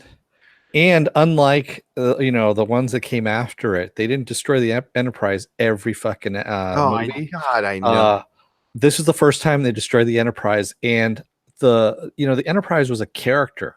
It was part of the crew, and the feelings that he had. It was like, holy shit. Shatner had to point that out to a director, right? Didn't he point that out to? Yeah, he did. The first movie was bad, but there was one scene in it that I remember sitting in the theater as a 13-year-old, sitting there watching her come on screen for the first time. I was like, there she is. There's my Enterprise. And I got chills and I teared up. And I was like, these are my guys. This is my, it's just so weird to talk about it. Oh, no. I'm such a Trekker, and I still am. And I just saw the Enterprise and the way the camera lovingly went around her. I was just like, that was a wonderful moment in that movie. I've been looking for the last week my die-cast Enterprise from that movie that I got. I remember I took it with me when I went to go see the movie. I love the introductions in that movie were great. I remember like when Bones came in. I love his introduction. He's like, "Beard, what the hell?" And then the death on the transport scared the shit out of me. Yeah. What the? I was young, so I mean, it scared the crap out of me. I'm like, wait a minute, what's going on here? Well, I have right here in my hot little hands. This is the original blueprints for the Star Trek Enterprise. Ooh. Yeah. These are the ones you used to get at con way back in the day. And I'm talking about like the original blueprints there. Yeah. There she is. It's a set of 12 authentic 9x29 blueprints is what that is. Right there. I would frame them and hang them on my office wall. Yeah, I've been thinking about doing that actually. I've been thinking about framing them and hanging them around. This is real geek talk right here. Yeah. Yeah. I saw one of the die-cast ones for $150 and I found one for $30. It's like, yeah, come on, let's be real here, folks. Yeah. I mean, it's sitting right on top of one of my other favorite things, which a lot of people don't get to see all that often. But way back in the day when we used to go to movie theaters as kids, when I was a kid, they used to actually give out programs for the really big movies. And so this is Superman the movie. Oh, yeah. It is the program that they handed out. And so it had like the synopsis of all the characters and the cast and all that kind of stuff. And yeah, like a little bit of the story, things like that. And this I is love it. Yeah, this is stuff that they used to give away all the time. I mean, it was, like you actually got stuff going to the movies, except, not like now where, you get scabies when you go. Or people on their cell phones. Yeah. Ew. Okay, we can carry on for now. Let's get to the chat. All right. Tim F says, no doubt, Gary, the beam up fail in the first movie freaked me out as a kid. You with us? I am. I'm so say that again. Tim F says, no doubt, Gary, the beam up fail in the first movie freaked me out as a kid. It did, yeah. See, that totally freaked me out. Sorry, I was reading chat. I can't listen and read chat at the same time. Yeah, and it kind of set the tone for me for that movie. So it was always kind of creepy to me. Of course, it wasn't later. And I could stare. I'm nerd enough to where I could stare at Douglas Trumbull effects for hours and not have a problem with it. Yeah, I love every Star Trek movie. I love Star Trek 5. I don't love every Next Generation movie. I can never watch Generations again, ever. I love Star Trek 6, man. Yes. Star Trek 6 is great. Yes. And the Scooby-Doo ending. I love. I don't know why. It's when the Romulan or it's the Klingon that comes out of the window and they pull off his mask and he's actually a Starfleet officer. They're like, roar! Oh my God, it was Old Man Johnson. He was doing this all the time. It's in the extras if you ever get a chance to watch it. It's one of the funniest things. I could see why they didn't put it in. I remember I felt like standing up and cheering at the end of that movie, especially when the signatures of the cast came on at the very end. I was like, yes, fuck yes. It was just a great awesome moment. They're still talking about Romulans in there. It's like towards the end we saw so much more fucking Borg than we saw Romulans, and I know that was part of Voyager and stuff. I was like, Borg should be like once a season, maybe once every couple of seasons. That's how they're only good in very small doses. And I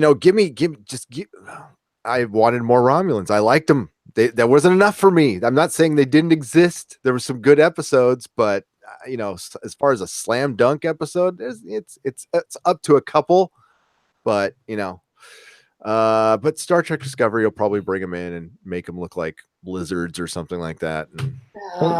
Yeah, Futurama actually had a really good thing. There was a whole episode centered around Star Trek, the old series, and it was outlawed on Earth to talk about Star Trek because it created wars over stuff. And so Fry is trying to bring it up kind of surreptitiously, and he goes, remember there's like 77 episodes, but really only like about 33 really good ones. Which always makes me laugh every time I see it. Saquist says, I don't like any of the TNG movies, just horrible and mediocre. Star Trek 1 introductions were great, visuals of the Enterprise.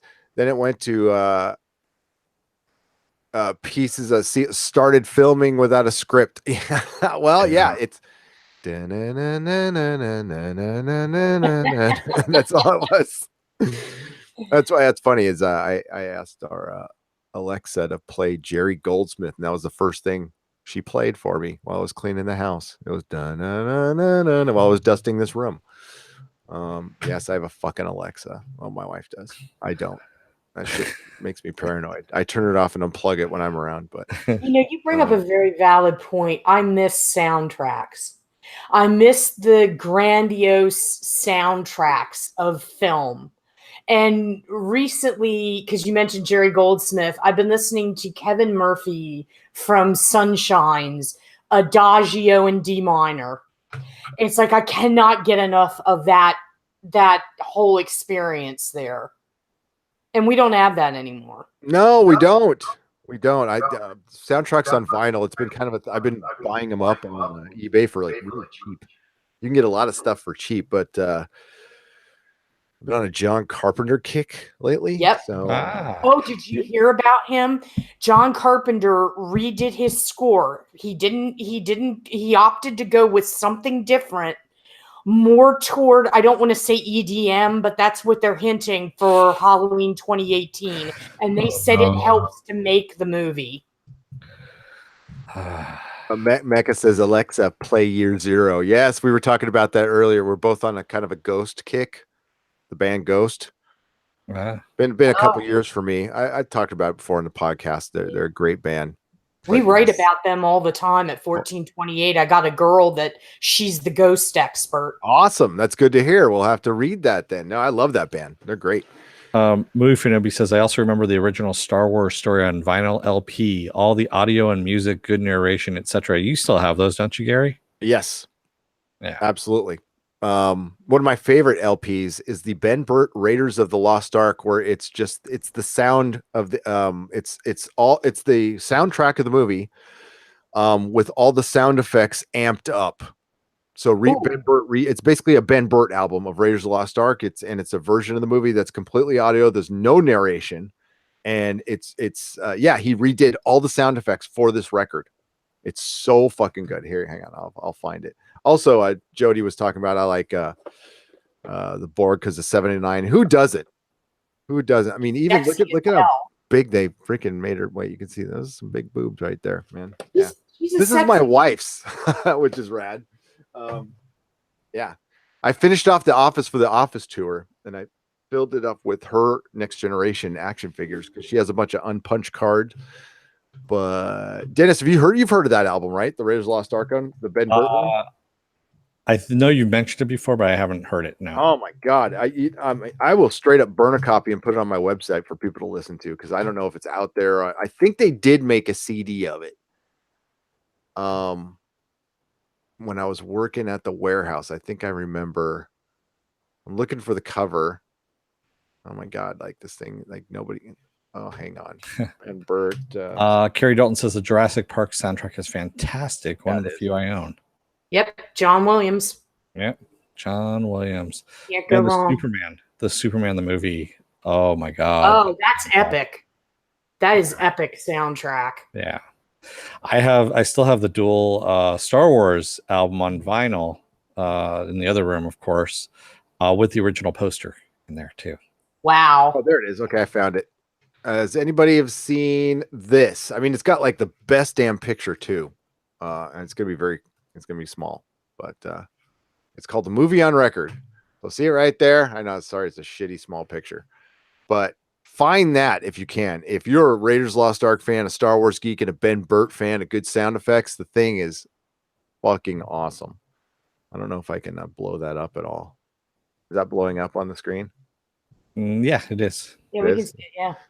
Get that. That is great. I have it in a frame actually above this door. I would go grab it, but it's really cool. And I listen to me and my friend, the official Dougie J, who's in the chat. We listen to the shit out of that thing, man. Oh my god, it was so good. I miss the days of vinyl. Oh god, this I am an old fucker. I miss the days of I miss the days of vinyl and the headphones and just getting lost. I ditched the whole surround sound and I watch a movie with headphones on now. It's like such a better experience, I think. War of the Worlds vinyl and on Fox. Ooh, I gotta get that. Like the old school radio show on vinyl. Ooh. Like you mean with Orson Welles? Yeah, Orson Welles. That'd be cool. Oh, Carrie Dalton. Go ahead. No, go ahead, Des. Go ahead. I was going to say, Carrie Dalton said, and can't let this talk of soundtracks go by without touting the Carl Stalling Project, which is a fucking awesome album. One of the most amazing CDs I've ever got. Showed just how integral the music was to the Looney Tunes. Yeah, it's all the outtakes of them doing the music to the Looney Tunes. So you hear them doing, okay, let's do that one again. Nope, let's do this over again. And so you hear them doing the takes for the Looney Tunes cartoon. Thank you, Saquist. Wow. $10 chat there. What do you think of Trek Yards? I used to be a big fan of them. They seem to exclusive mildly shilly to CBS. I came here and it feels more like home. Oh, thanks, Saquist. Thank you. I think a lot of that is largely due to the chat. We really appreciate the $10. You are at home here. You are always welcome here. While I have a firm policy of not criticizing other YouTubers, I just don't do it. I've checked them out. I haven't seen a ton of their stuff. I like them. I know Mecca here is she's a moderator in their chat. I think the only thing I could think, and this isn't a criticism, this is just something I wouldn't do it. They do like Eagle Moss reviews and stuff too. So I think they might get that stuff. It might be a sponsorship or some kind of a deal where you get something and you review it.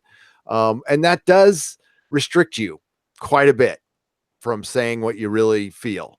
I hope the only time we would restrict ourselves from saying something we really feel is like we wouldn't want to alienate a bunch of people or lose a bunch of subs.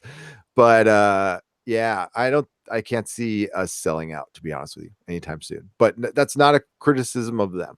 And we really appreciate the $10 super chat. I know it's kind of wish-washy, but I just but we are willing to negotiate on the price. Yeah, no, I mean, I just don't want to. Yeah, I just don't want to do that. You can't badmouth other YouTubers. Just like there's some sites out there that I really want to rail on, but you don't, because A, it's not professional. B, it doesn't make you look good, and C, it's just poor form. So, I can understand why you wouldn't want to say or rail against another site. It's basically, for bad or worse, it can be dysfunctional. It's a family, and that's probably it is. I haven't seen enough, but they deal with Eagle Moss. Okay. I was really into the Eagle Moss figure. Eagle Moss did this. They did like Buffy and superhero magazines, and they give you like a little metal lead figure that we used to call them lead popsicles. Oh yeah, I remember comic shop. God, I had all of them. Those things are, I love Eagle Moss. She says, Mecca says Trek Yards deals with Eagle Moss. They're more neutral on STD, I think. I feel for them because they know their shit. Yeah, they might be just, and that's the problem. Star Trek Discovery. That's the thing they have done to all of us at fans. That there should always be a debate between Star Trek fans about, I like TNG, I like the original series, I like Voyager. That kind of debate is healthy and good. The debate that Star Trek Discovery has brought is split the fandom. I don't think it's more than split. I think more people don't like it than like it at this point. I think as all things, when time passes, people start coming around on stuff. Yeah, all hail Doomcock, by the way. Yes, all hail Doomcock. So yeah, it's a tough position to be in. Glad I'm not in it. Glad we're not in it. But I feel for them, and they have a lot of subs. So they do their thing over there. So good for them. Chris Cross says, "How amazing is Joaquin Phoenix? He's all right." Wow, and then that into that. He was amazing in Walk the Line. Yeah, I like that movie a lot. Yeah. Star Trek Discovery has created a battleground. It causes neutral channels to be the battlegrounds. Yes. Philip A. Demick says, little known fact, laser discs were played with a needle, not a laser like CDs. Raiders of the Lost Ark disc looked almost 3D when playing on a Commodore 64 monitor. Oh my God, the Commodore 64. The Commodore 64. Memories. Hail Doom Cupcakes, says Mecha Random 42, the possible robot of Doomcock. That sounds like a sexy name or something. Doom Cupcakes. Maybe that's their play name when they're in the lair together. That's their safe word. Doom Cupcakes. Doom Cupcakes. Yeah, when the whip comes out, it's like Doom Cupcakes. Yeah. Man of Action says we're going to have to stay united. United, I think is what that. Okay, because the dumbass companies are busy trying to divide us. Yep. That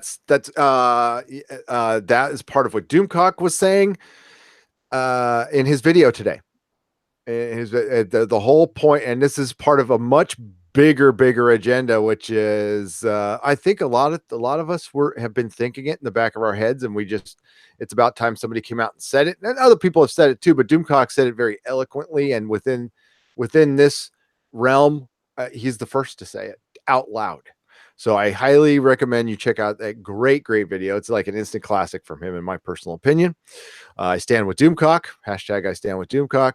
And yes, there is a lot of division going on, because division is divided people are easier to control.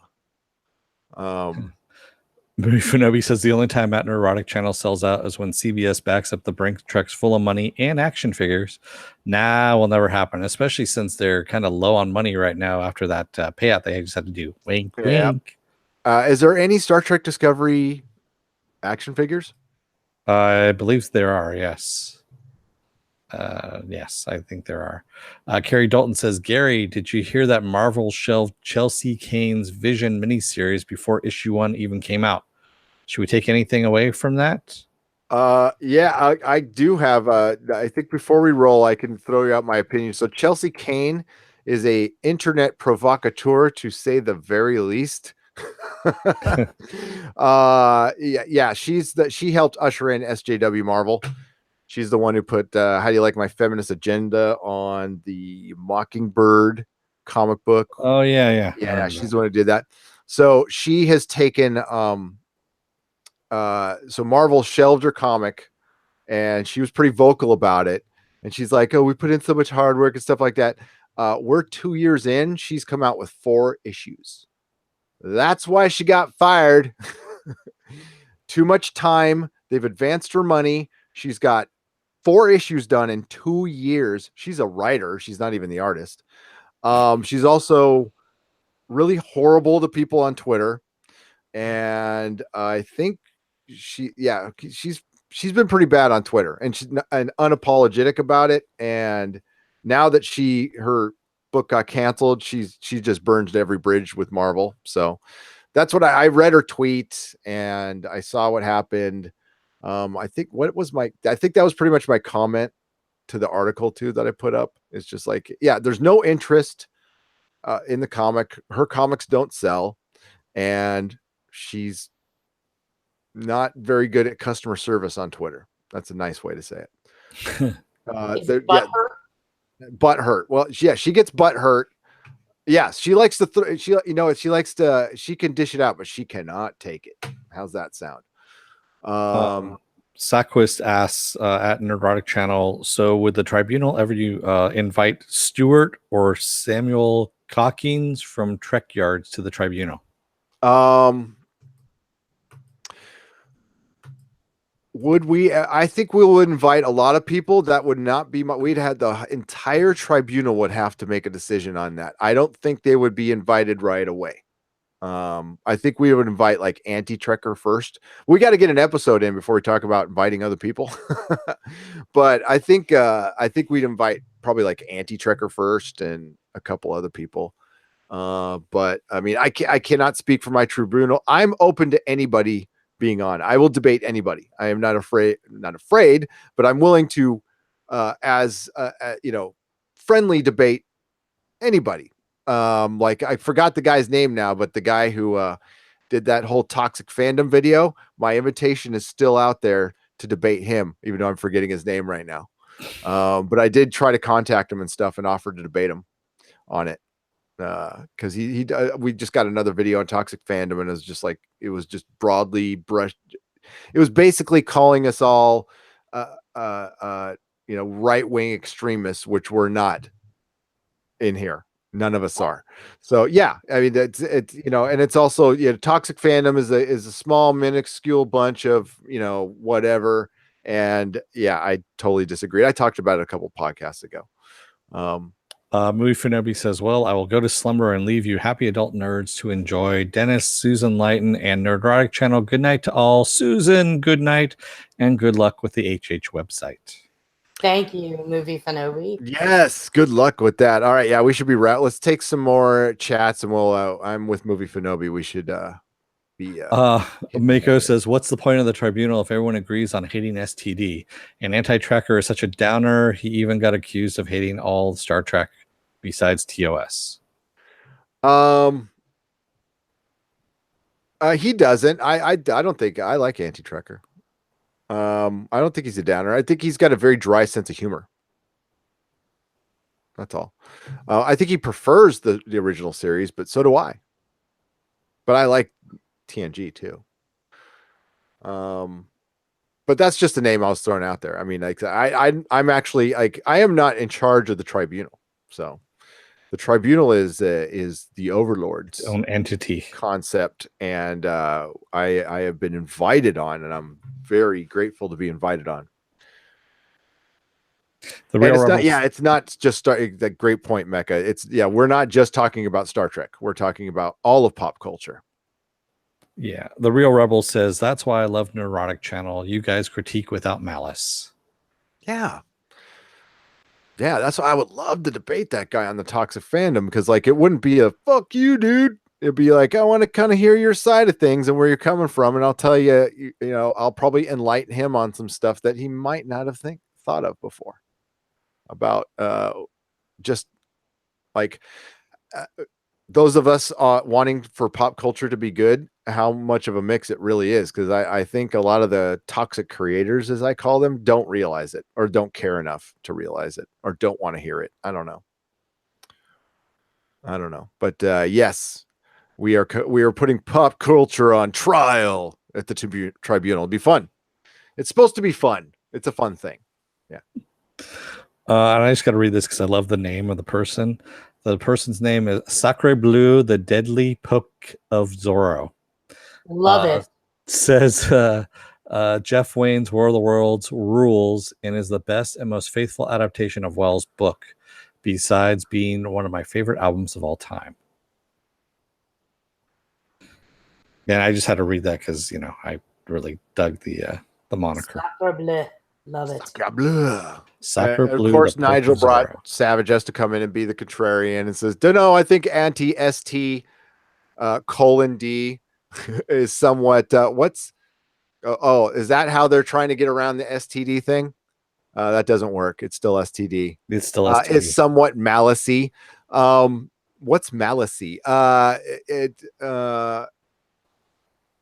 And coming at malice to a person, though, Nigel, not a show. It's very malicey towards that show. I come at that show with a lot of malice, but it's not a person. We're talking about, Nigel. We don't come out and just say, "Hey, that sucks." That's it. We're like, okay, here's why I think this sucks. If you like it, that's great. But this is what I think of it. Yeah, that's not malice. That's just an opinion. And honestly, everyone's got their own opinion about things, so that's what we do. And I mean, you're not gonna, you just try to keep it fun. That's all. I mean, not everybody's gonna love everybody and everybody's opinion. Like I've said before, I don't agree with everything what my wife likes. Yeah, we agree on like maybe 50% of the shows. The other one, like she thinks Doctor Who sucks. I mean, that's fine. And she likes to watch movies that end with somebody dying or just being generally sad. Like that's, she loves that shit. So, yeah. Mako says, you're the perfect balance because of Dennis. Dennis is a very centrist and kind of chill guy. But when you had Doomcock on that podcast, it ended into a holistic disaster. All right. Dennis is Yeah, I'm Dennis not really is pretty centrist. Dennis is tired. He's not chill. He's just sleepy. Most of the time. Yeah, okay, I'll give you that one. Dennis is not a chill person. Okay, I'm really not. Dennis is not fucking chill. You got that wrong. He's as chill as I am. That's funny. Yeah, I have my own triggers as well. We just haven't hit a lot of them. You gotta hang out with Dennis.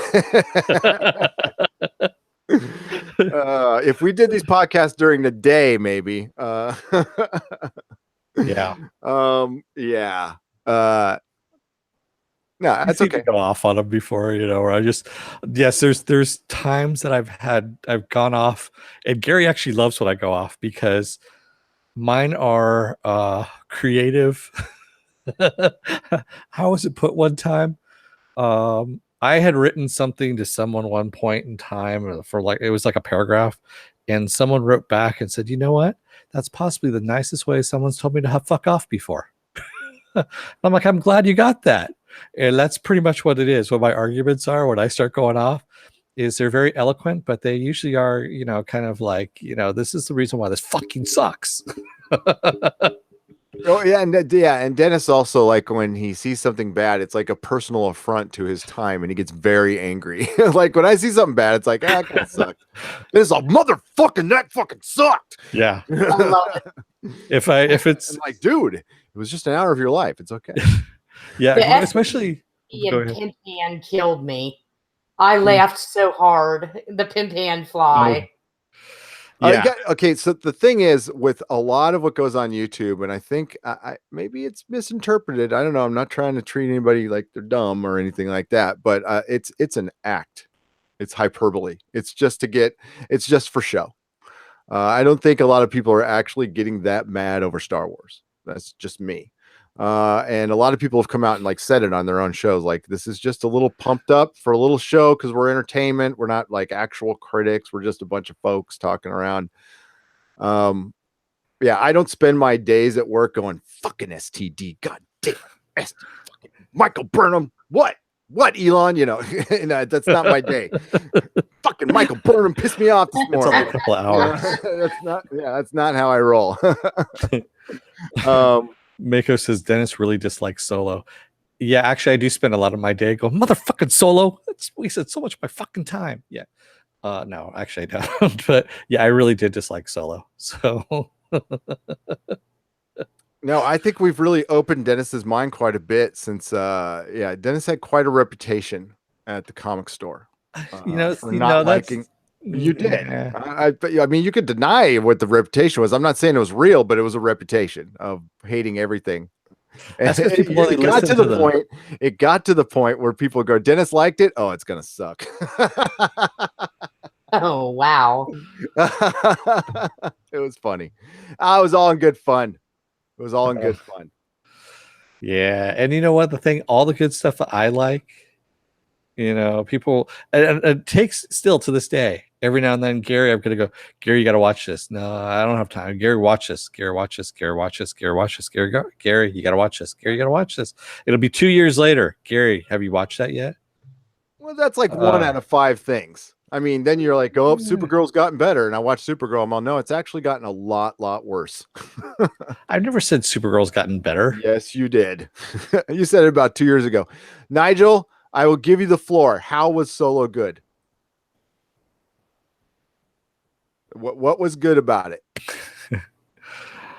Solo was certainly better than Last Jedi, is what David Hill said. Yeah, I would say so. Yeah, I'll give you that. Yeah, not by much. I mean, Solo was really average at best. But what the worst part about it was, he was not the main character in his own movie.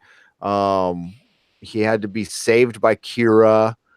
It actually was a reflection of Iron Fist. The plot towards the end of Iron Fist was exactly how Solo ended. Yeah.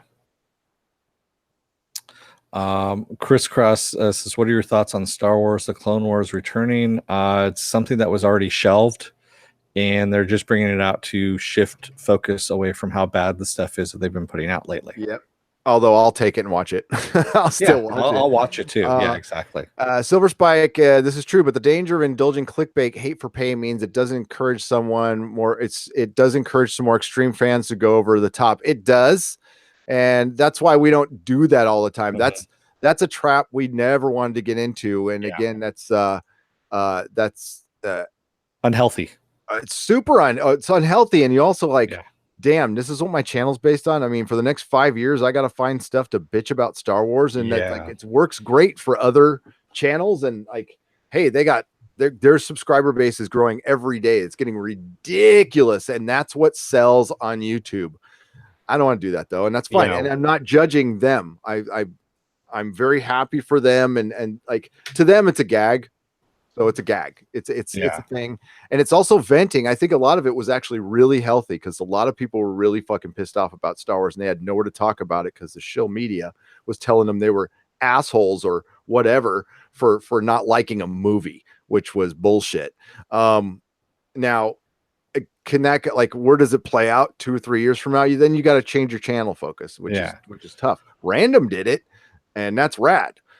She like was able to do that pivot with her channel and do it successfully, but that took a lot of hard work, and it probably was a little scary there for a little while. Once Star Wars dies, those people will leave. Their views are already dropping. You're right, Mecha Random. It's like once the fad is gone, your engagement goes down. So you'll keep the subs. You'll have like 80,000 subs, but then your engagement goes down.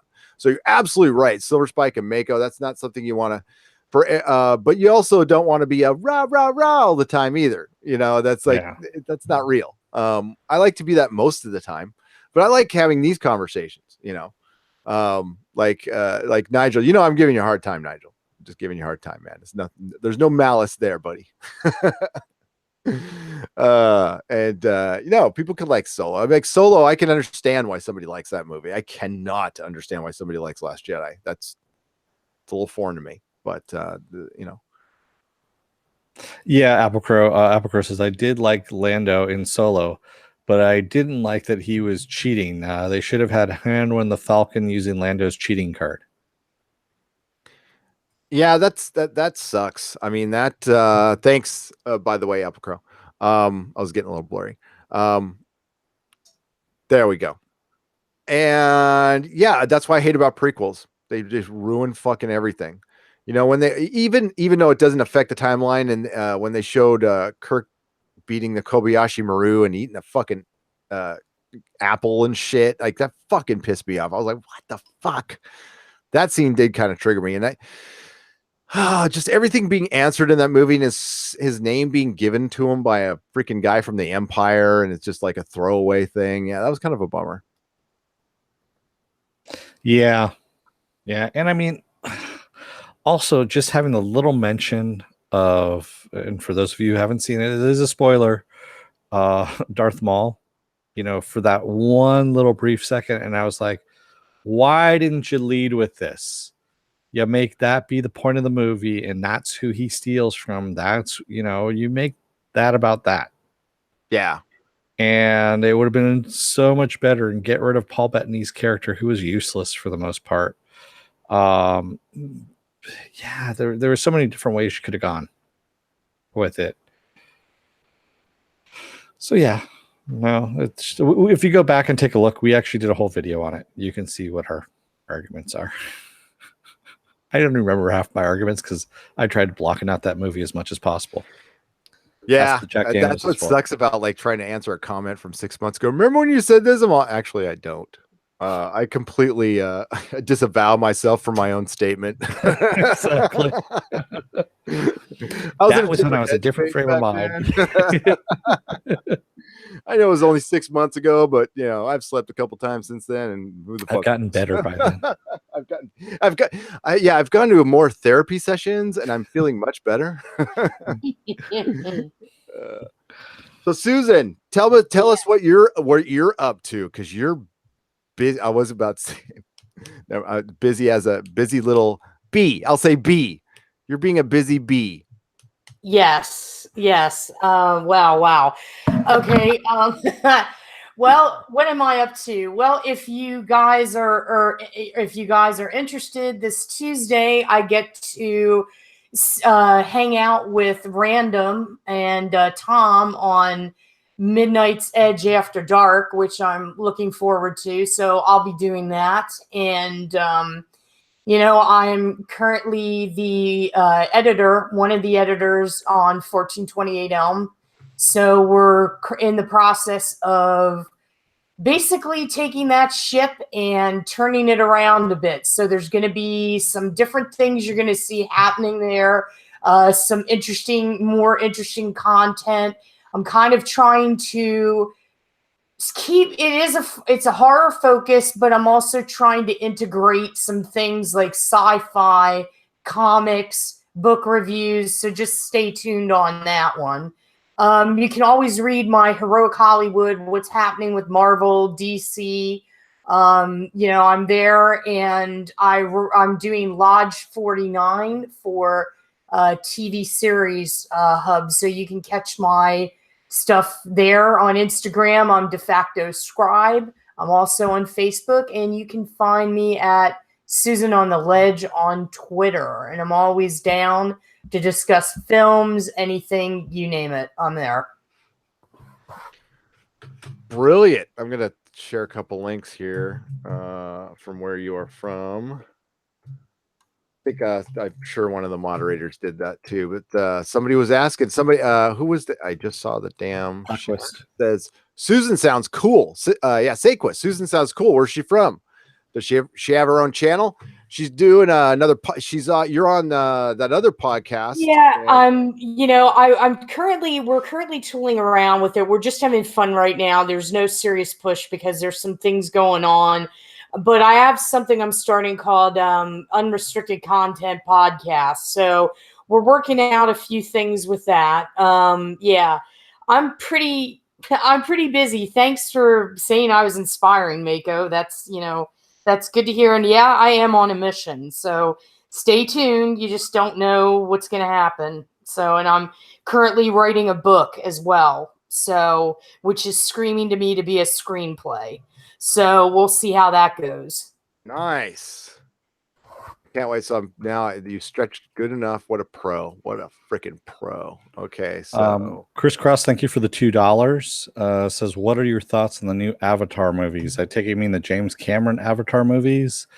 Wasn't really a fan of the first one. Actually, I'm not a fan of the first one at all. So I'm not really interested in seeing where he's going with the new ones, to tell you the truth. I hate to say it, but James Cameron hasn't done anything worthwhile for me in at least a couple decades. I mean, every time we doubt the guy, he does good. Yeah, I was not a fan of Avatar as well. I've liked everything else he does, though. I mean, absolutely everything else he does. So he even loves Titanic. He's got secretly, you can't see it because of where the camera is, but behind the camera, he's got a big mural of Jack. Oh, it's on the ceiling, and I sing "My Heart Will Go On" every night to myself in the shower. And, I love that. But I sing it like Glenn Danzig. So you need to do a podcast when you do that one time, and keep it above the waist, of course. And I think that would actually get a lot of hits. Tarka Jedi says to me, if you want us to listen to your book ideas, this is a nerd safe space. It is. I get. Yes. I mean, God, it's going to be, I just say briefly, it's called tentatively. I probably shouldn't even say it but I looked it up. I haven't heard anything yet it's tentatively called The Con Game. And it's about cons, that whole universe, about a journalist and some of the things that happen in that world. And it's looking like it's going to end up probably being a screenplay. So stay tuned. Yeah, please come with something better, Snipe SM, than that. I mean, we don't get trolled off in here. I'm kind of bummed. Yeah, I was disappointed. Like, at least make it something coherent about my mom or something. Yeah. Yeah. Jesus. They're having a good one. Go back to troll school. That was kind of lame. So which one's better? Which one is more derogatory? Clown school or troll school? That's or clown college or troll college. Clown college. It doesn't count as a real college. Yeah, it does, according to Hank. Look at Mako was fast on that one. Like a fucking ninja with that wrench. Yeah, it's, you know what? I'm kind of disappointed we don't get more, but I don't want to ask for them either. Don't. Let's not. Well, here's the deal. Here's I've said this before, sorry for repeating it, but we're just adult and boring enough to not like they'll like go, oh God, they're just talking about 80s soundtracks. You know, it's like we'll just keep it like that. I think it's like I think we're like hit the sweet spot right there. You're saying we're old? Is that what you're saying? You're saying we're old? That's fine. Yes, I'm old. I don't. It's kind of like NPR, where we're just talking very, very softly. Yeah. John Carpenter's Christine was really excellent. And I want Doom Cup. Hi, I'm Kingston Paisley here on NPR. Kingston Paisley. Yeah, Kingston Paisley on NPR. Oh, that's good. Yeah. Yeah, that was really good. Oh my God, I love that fucking that bit from Saturday Night Live back in the day. Oh, sweaty balls. Yeah. Would you like to taste my sweaty balls? Oh, I would love that. Those are good balls. These are good sweaty balls. Oh man, I still get it for gaming. They leave pretty quick when they get tired of me. I'm talking about Nightmare on Elm Street. Yep, you just start talking about Chris Cross says shave at 10,000 subs. That is not trolling. I think we ought to do a podcast like it's NPR, see what happens. Shave at 10. My whole beard. I don't think my wife would let me do that. I mean, I'm gonna be trimming it soon. It's really due, but that's why I can shave this off easily. I've done it before. Oh no, we didn't need to shave your head. I've done that before. No, he needs to grow his hair out because Dennis and I are planning. I know we talked about cosplaying at con and we never did it, but like this one's for real. Like we're gonna do this one. Well, I'm gonna be wearing a helmet though. That's the whole thing. I don't need to grow out my hair. When you take your helmet, well, you can wear a wig. You can wear a wig. Okay, yeah, fine. Shave your head. I'm trying to keep you from shaving your head, but if you want to go ahead and shave your head, fucking do it. I'll leave it. Dennis will tell it when he's ready. But Dennis came up with this, and it is fucking genius. It's gonna be good. God, if you guys shave your beards or whatever, what am I gonna have to do? This ought to be fun. Wow, Apple Crow. Shaved is scary. Yeah. Well, okay. I don't know how to take that, but no, I don't generally shave my beard. I only had to shave it for a job interview, and I got pissed when I found I didn't need to. No, I need something to stroke. Yeah, so better keep it the beard. Whoa! Oh man! Whoa. Wow! It's after dark. It's here on NPR. Yeah, I know. Really, it's 1-900-Susan. Oh man, Jody says Cavill is definitely out. Venom is looking iffy. American Gods in trouble, and STD as well. STD. Can we please count on that? Can we talk about celebrity schedules? Oh, we got to end it with that. That's perfect. Yes. You guys do it. Go for Color your hair navy colors, Susan. What are navy colors, Chris Cross? I know Manic Panic. What's that? Blue. It's Blue? The Avatar, those Avatar characters. Oh, Navy, yeah. Oh, yes, I have had blue hair. I have too. I have too. You've had blue. We both had green hair too. Yeah. Yep. I've had every color of hair under the sun. Yes. I've had platinum blonde with purple highlights too. Well, that's why I'm with Mecca on this one. Is like, she says she gets called an SJW. Like, we need to take that shit back. All right, like back. And like when we say SJW here, it's not a person on the left. Okay, that would be insulting people I know and maybe even myself. No, we're talking about extreme forms of idiocy on the internet, not anybody who hangs in here. So that's what we're talking about. But yeah, I think we should take that back. That needs to be like, I like Mecca dyes her hair beautifully red. I love it. And I like blue mohawks. Okay, that's something I grew up with. I don't like being commandeered. It's supposed to be punk rock. Okay. Punk rockers don't whine and bitch about shit. They beat shit up and steal stuff and play loud music. There you go. Chris Cross, I'm just going to say right now, he says, I'm pushing my James Cameron agenda. Go and watch Future Man on Hulu. And I believe it's episode 7. It's a James Cameron episode. Go and watch that and tell me what you think afterwards. Yeah, we got to get caught up on that. That season 2 is coming up soon, right? Yeah. Okay. The schedule thing. This is just GOD. So, yeah, he asked me about this. So, I don't know if any of you guys are on Twitter. Mark Wahlberg had an article that came out where it detailed his schedule. He gave everybody his schedule. Now, why this was newsworthy, I don't know. But the man gets up at 2:30 a.m. and he works out. Then he eats and he does all this shit before 8 a.m., plays a round of golf, does everything, goes to the gym, works out like a mofo. And we needed to know this because, like, I've lived for over 5 decades and I never knew about Marky Mark's schedule. Now I do. Life fulfilled. Take me now. So the response to it was just hysterical. We had people on Twitter, various celebrities that were coming out and just railing against this because it is idiocy. And then Ryan Reynolds, in all his brilliance, publishes his schedule on what he does.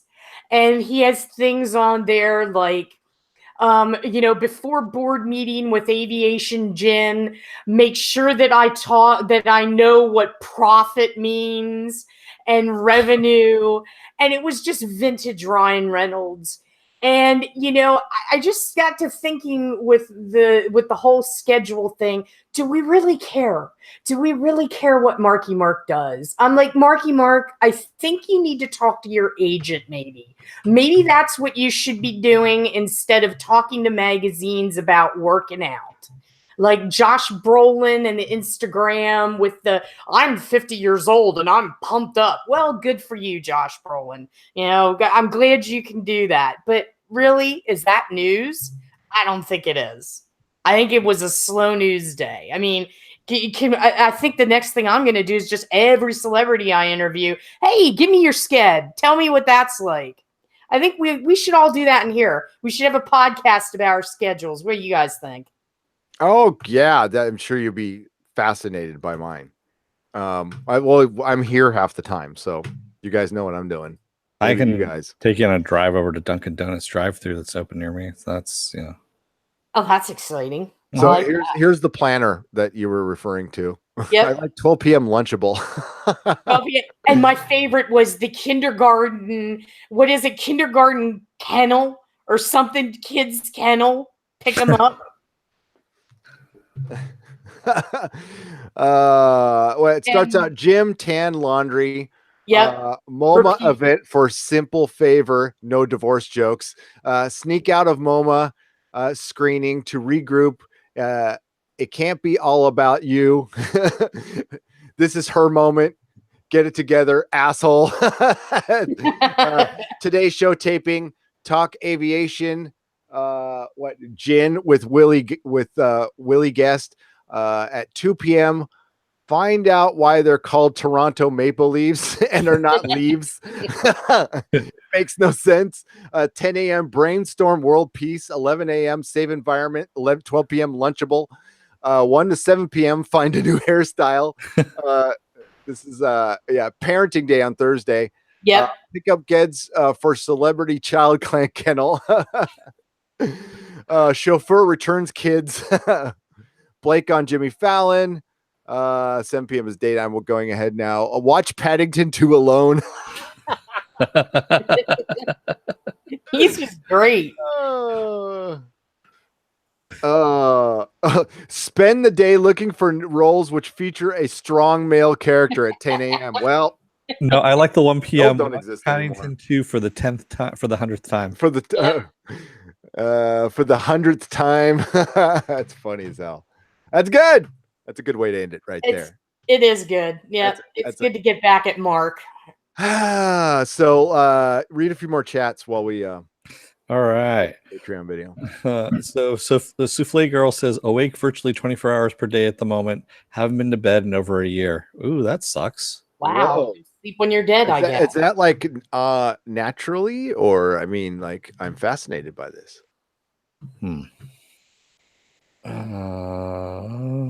Man of Action says Marky Mark and parachute pants and a backwards hat. Yeah, that's I always call him Marky Mark too. I'm glad someone else does as well. And the Funky Bunch. Don't forget the Funky Bunch. Well, the Funky Bunch aren't so funky anymore. Well, yeah. They're more old and like the rest of us. Be funky and old. Nigel Brote Savage says, yeah, that would be the left though. Sorry. Where else are we? Mecha Random says red hair is the best though. Taking back punk hair, damn it. All right. Yeah. Go for it. Do this. Rich Silverwood says, Gary, that beard is destined for a Green Arrow cosplay. I really need to do that. I do. This is my city. I got to find some civic pride and some green tights. Oh, wow. Civic pride.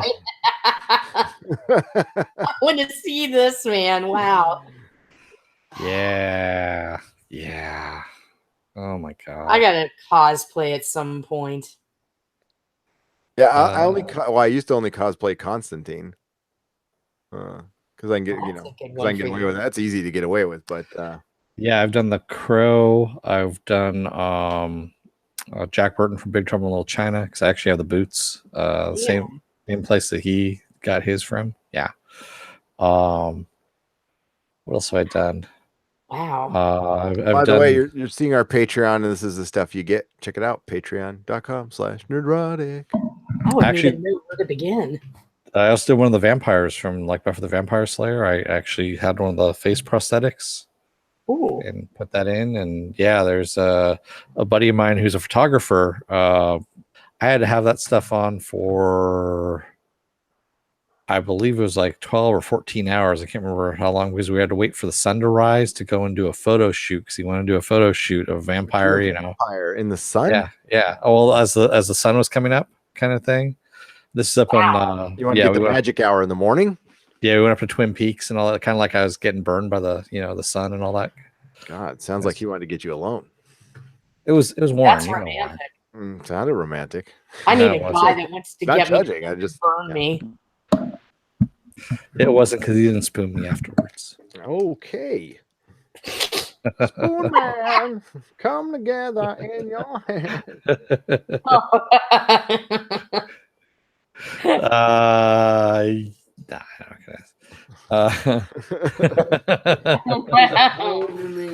Hey, there we go. Man of Action says, got some sexy graphics now, moving up in the world. Yeah. Jody says, whoa, that's cool. To me, you were on which episode of Buffy? I wasn't on any episode of Buffy, but I have an ex-roommate of mine. I don't like Buffy that much. I did like Buffy. A little bit. What are you talking about? A little bit? I actually told people to watch the damn thing, man. It's good. You go, Dennis. Yeah, and this is when it was out on TV still. I actually had a roommate of mine that is on an episode of Buffy. It's the swim team. He's the only one that isn't shaved in the swim team there, so you can spot who he is. Yeah, good for him. He came in the last minute. He didn't know what he was getting. What he was doing. They just kind of grabbed him because it wasn't a speaking role. And he comes in, and all these guys are hairless. He's like, "What the hell?" And they're like, "Sit over there." I had no idea you liked Buffy. Like zero. Yeah. Like all the times John and I talked about it, you never brought it up. That's what gave us the impression, because we talk about it like every time John and I were doing a podcast, we put Buffy in the conversation like pretty much every time. You never said a thing. You learn something every day. So yeah. Aaron was also in Voyager or TNG. He was in Voyager. He was in 2 episodes of Voyager. He is an expendable crew member on one of the away missions, and then he is also Janeway's like grandchild in the photo. the very last episode. That's right. We'll try to get him on again. I'm sure we can get him on. Yeah. He's also Neil Patrick Harris's hands in Starship Troopers. Oh, whoa. Yeah, for the ferret scene, you know, when the ferret's running around and they do a close up of his hands, you know, on the keyboard. That's actually my ex-roommate's Aaron's hands. Silver Spike said Buffy. That's something we're probably going to bring John back for if you want to participate, because I had no idea you were that into Buffy. Yeah. Because he's literally never brought it up on the show before, but that's okay. Maybe there's a lot of things I don't bring up, but you know. Well, yeah, that's true. Me too. That's something we're gonna do for Patreon though. That's gonna be our Patreon. That's a next year thing though. That's definitely a next year thing. I was a bigger fan though of Angel. I just really liked the show. I was disappointed. I like them both. I like them both too. I thought Angel's ending was better. Yeah, Angel had a better last episode. Yeah, I mean, they both had really good last episodes, but Angel's episode was fucking genius. Yeah. So, but Tarka Jedi says the reason they are trying to inject their politics into our favorite shows is they know anything they touch is disliked and unwatched. Take, for instance, Ash versus Evil Dead. Yeah. Oh wow. That's something we're going to talk about later. We don't want to pick at that wound. Okay. Yeah, but apparently they're going to start. We mentioned this Wednesday. Stars is going to start counting the app views now, which really would have fucking helped Ash versus Evil Dead. Or they were counting the app view, or they were counting them, but they weren't counting them. Like they were aware of them, but they weren't putting it towards helping the show. Total views. Yeah, exactly. Fuckers. They just, I mean, they did release, like I told you, Gary, they did release the full ratings with the streaming. And I think it was for episode 3, Family Business. Family Business. I think that was the one that they did. But they said it took weeks to compile. And I know in a recent interview with the Houston Chronicle, Bruce kind of went into that a little bit, and he's over it now. He's upset about it, but he's over it. He's like, there's nothing we can do. It's kind of basically like water under the bridge now, unfortunately. But it does suck. But what killed Ash versus Evil Dead, and we've said this all along, was the fans. Yep. Well, I mean, the fans killed it. Mm-hmm. They didn't watch it. By not being there. No, the people didn't. Not enough people watched, and that is a prime example of all this shit going on. There's so many vocal people being vocal about shit. That was my point with the Vision comic being canceled. There's all these people going, yeah, you show, or whatever the girl's name was, you show Marvel. Marvel's not doing anything. And part of what I put on the comment was, if any of you actually bought comics, it wouldn't be canceled. Everybody here commenting, I doubt any of you fucking were going to pick up a Vision comic and read it. So yeah, whatever. I mean, people just like the bitch. And I think you're 100% right there. All these people were talking about Ash, and they love the idea of Ash, and maybe they saw Army of Darkness once, and and thought it was cool, but they didn't really watch it. They weren't really fans. And that's part of the problem. Well, some guy came to me on my interview with Bruce and gave me a long diatribe on how, he's upset that Bruce doesn't want to do Ash anymore and yada, yada, yada. And then at the end, he's like, I was never going to watch the show anyway. I believe in buying the DVDs and holding them in my hands and having them forever. That was my contribution. And I had to stop myself from typing in, and you're the reason why we don't have the show anymore. But I didn't. Yeah, I mean, if you can't afford it, that's fine. I'm not going to begrudge you that. Yeah. But when the show that you actually want to see is asking you, like, hey, could you watch it overnight or try or DVR it within 3 days? I think that's reasonable. But Stars has to be reasonable too. Like And they have to realize that model is old, and that's what almost killed the Expanse as well. I mean, it's a ridiculous model that will not work anymore, and no show should ever sign that contract ever again. No, because it's not what people are doing anymore. Period. You could even see it in our analytics. It's weird with Castle Rock. We get a little bump the night it came out, and then throughout the week, it just grows and grows and grows and grows. Same with Better Call Saul. Like nobody watches it in the first 48 hours, zero. no. And then they all watch it later in the week. It's weird. You can see television behavior through analytics on YouTube, through our channel, and I keep an eye on a couple other channels too. And you can really judge interest in episode, like Venture Brothers, for example. The third Blue Morpho episode was a huge hit for us. It's like one of the most watched recaps we ever did. And it has the most comments and the most likes. And the season's been great, but a third of the people have been watching here on out. It's because that was a big episode. That episode was a big deal. I didn't even realize it at the time, how big of a deal that episode was. But yeah, it's interesting. It's interesting. And Jody asked Buffy or Angel, and honestly, it's like too hard to choose because Angel. I'm going to choose Buffy because Angel had a rough start, but Angel finished so fucking strong. And Wesley's story arc was unfucking believable. Was unbelievable. What an ending to that. That was. And Fred, what happened with Fred was just fucking tragic too. Oh, and especially when you knew where it was going. Yeah. Like, so, I mean, they answered it in the comics, but she's still in there.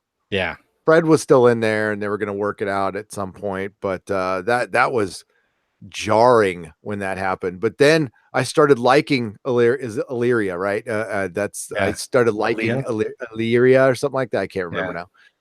Wes's character progression was so well handled. Yeah, Silver Spike. I honestly, I used to have a disagreement with John, but I don't anymore about this. Like, it's one of the better character arcs I've ever seen in television. Yeah. This is for Winifred Burkle. Doyle too. I mean, having the actor die like he did, I think changed some of the dynamics on the show too, where it was going. Because the actor actually died in real life, and I think they're going to bring him back at one point. So yeah, it was kind of sad that happened and changed the show the way it did. Yep. Slurmy Scott says, Gary, I'm nodding in agreement. I think many people, including myself, Slurmy Scott, watch The Expanse on other platforms, not sci-fi. Yeah, I'm just as guilty of it too. I did watch Ash vs. Evil because I wanted to see it. My desire was to see it the minute it came out. Yeah. So, and that's why they wanted to see these ratings. Ash vs. Evil Dead. Yeah, it should have gotten 4 or 5 seasons. That one guy leaving, I can't remember his name. Drew Gregario leaving was devastating to the show. And then the delay was just that will kill your fucking show every time. Watch all of these shows that are getting delayed next year. Only half of them are going to make it. Yep. And Mr. Robot already pulled the plug. They already said, we're not going to make it past 4 seasons if we delay again. So we're out. And they're postponing shows till like 2 years from now. Like Westworld isn't going to be coming out till 2020. And it's like, that model, because people are interested in it, that's like The Sopranos. That'll probably be okay. But what we're seeing, and we've talked about this before, is if a show is in its 3rd season and they're waiting for a 4th and they don't start to get worried. Oh, yeah. And that's just getting ridiculous. Well, I will predict right now, Westworld will be canceled after season 3. Okay, I can understand that. Straight up canceled. That's a pretty yeah. The ratings will tank next year because it did not end well this year. It half the fans liked it, half the fans didn't. That's not good enough to carry your, especially after a sophomore jinx. And we also got some news on that. I'm going to get to that right now. Yeah, unless they turn things around on that one and do something really, which they can, but they really need to dial back the whole getting into real world politics on your show, on a show that has nothing to do with it. That was completely, it was a different show. If you now that we've had some time away, go back and rewatch it if you have the time. It's a different show. It's a 100% different show than the one we watched 3 years ago. It starts out well. It's got some really good shit in it, but it does, like, Westworld season 1 did not make insane decisions. Westworld season 2 did. And they're putting it under the guise of chaos. But as Susan reported, they also were very conscious of the Me Too Time's Up aspect of it and completely overcorrected, in my opinion. Where it totally ripped me out of the show. Like that veil, was gone. The spell was broken. So the guy from Breaking Bad, Aaron Paul just got got cast for Westworld. He's going to be in Westworld in 2020. Yep. In 2020. I don't know. And I know people in the industry have talked to me about this, and they're like, that's just SOP. It's standard operational procedure now.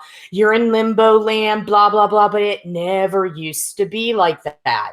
You used to know going in if you were getting another season or if they pulled the plug.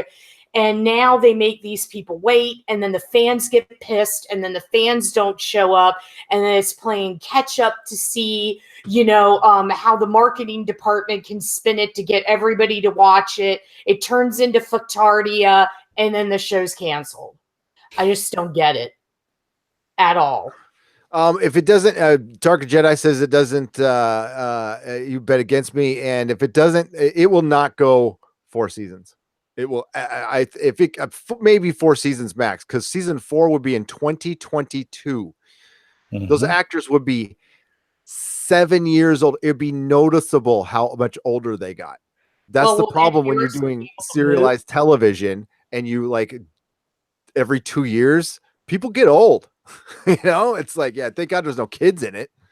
What was that, Susan? No, I was just going to say, is Ed Harris, are we going to have to prop him up if it goes longer? They're just going to stuff him and wheel him around in a chair. Maybe. Yeah, a bit of, I guess. But it has Aaron Paul. Yeah. I mean, Aaron Paul's great. That's awesome. And I want it I'm just being real. I like that ending was not good and it sucked. I root. You guys were here. I was touting that show as the best show on TV. I was rooting like crazy for it, but I'm not going to I was with you on that too. Yeah. We were both loving that show. And that was a weird, fucked up ending, and not a fucked up it's making you think, and no, it was really, it was bad. It was one of those kind of you ruined one of the best characters in the show. Actually, you ruined both of them. Dolores was ruined and Man in Black was ruined. And then there was another storyline where I was interested in it, but it didn't really matter to the story at all. So they're talking with Aaron Paul coming on board since they're venturing outside of the park now into other worlds. And some of the fans are hoping for Future World to come in, which is, if anybody followed the movies, in 1976, that was the sequel to Westworld, Michael Crichton's Westworld. And they are saying, rumor has it, that he may be a romantic interest for Dolores. Who wants to kill all humans? Hey, baby, want to kill all humans? Yeah, she wants to kill all the kids and everything just because she can. So I think we'll see. I mean, hopefully they can right the ship, because I do have faith in Jonathan Nolan and Lisa Joy. I think they just got wrapped up in their little Hollywood cliques a little bit and let them affect their show. So hopefully they go lock themselves away from those people and write the way I know they can write. Yeah. Oh man. Target Jedi says, thank God The Expanse has not suffered delays and now has the budget to do it right. Amazon has my vote. Amazon, yes. What was that, Susan? Yeah, I was just gonna say, it seems like every time we turn around, we have to save a show. And I've never in all my life ever had as many shows this past television season that people had to save. Oh yeah. Well, Preacher. What's going on with Preacher right now? Who knows? I haven't heard anything about it. I wish I could remember the show that was just saved and picked up for another network. There was another one that was let go, and now it's Lucifer? on. No, it's after that. I just read about it in Deadline, and I can't remember it. But yeah, that's the thing now. I guess everything needs to be saved, and unfortunately, I don't want to do this, but I may be going back into the business of trying to save a TV show. My fundamental problem, Silver Spike, with Westworld season 2 was William killing his daughter. Yeah, that's what someone else said here too. Yeah, I mean, you don't come back from that, and even if it's something that you hoodwink later, you don't leave your second season that you're not going to come back 2 years for. And the thing is, Silver Spike is like, I'll be here for the show, so I'll be able to see the possibly return from that. I cannot tell you how many people I've spoken to who said, I'm not coming back to that show. I'm fucking done. Like, they're done. And then there's the amount of people who are, it's just 2 years and they're not going to remember. The only thing is, if they would have finished this year strong, they would have been the next Game of Thrones.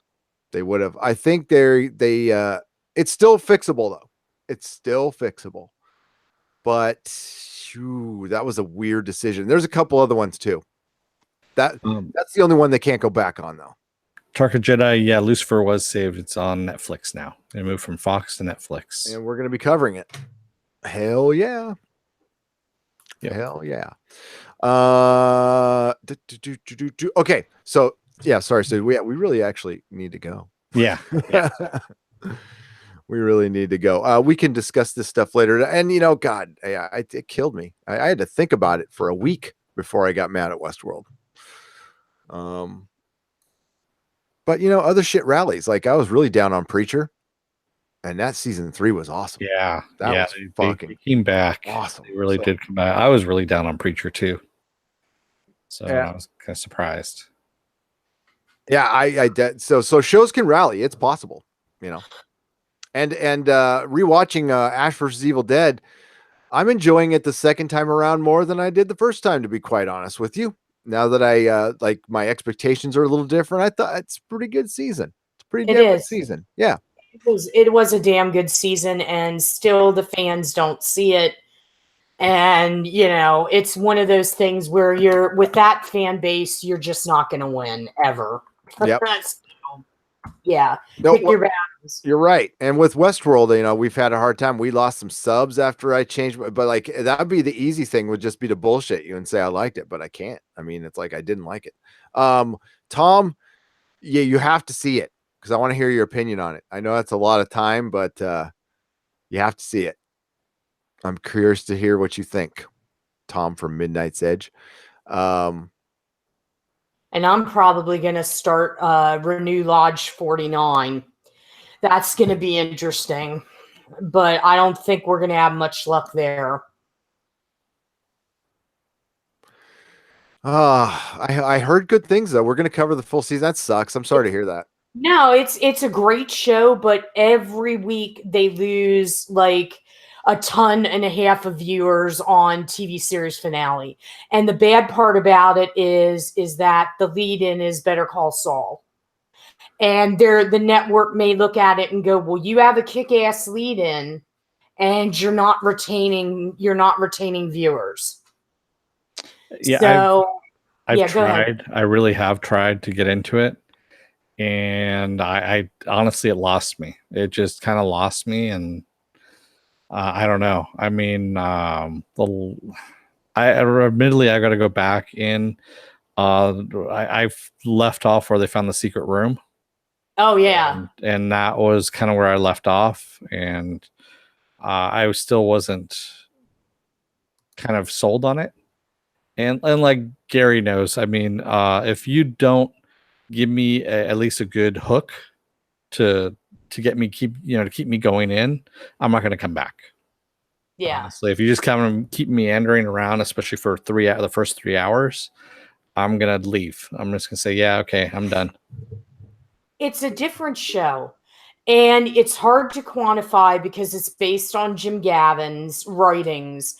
and he's quirky and different, and it's one of those things where you have to just go with the flow and watch it. It's not mainstream television. And that's why I kind of was like trying to take the Ash versus Evil Dead people and pump them up by telling them that Bruce is going to be on Lodge 49.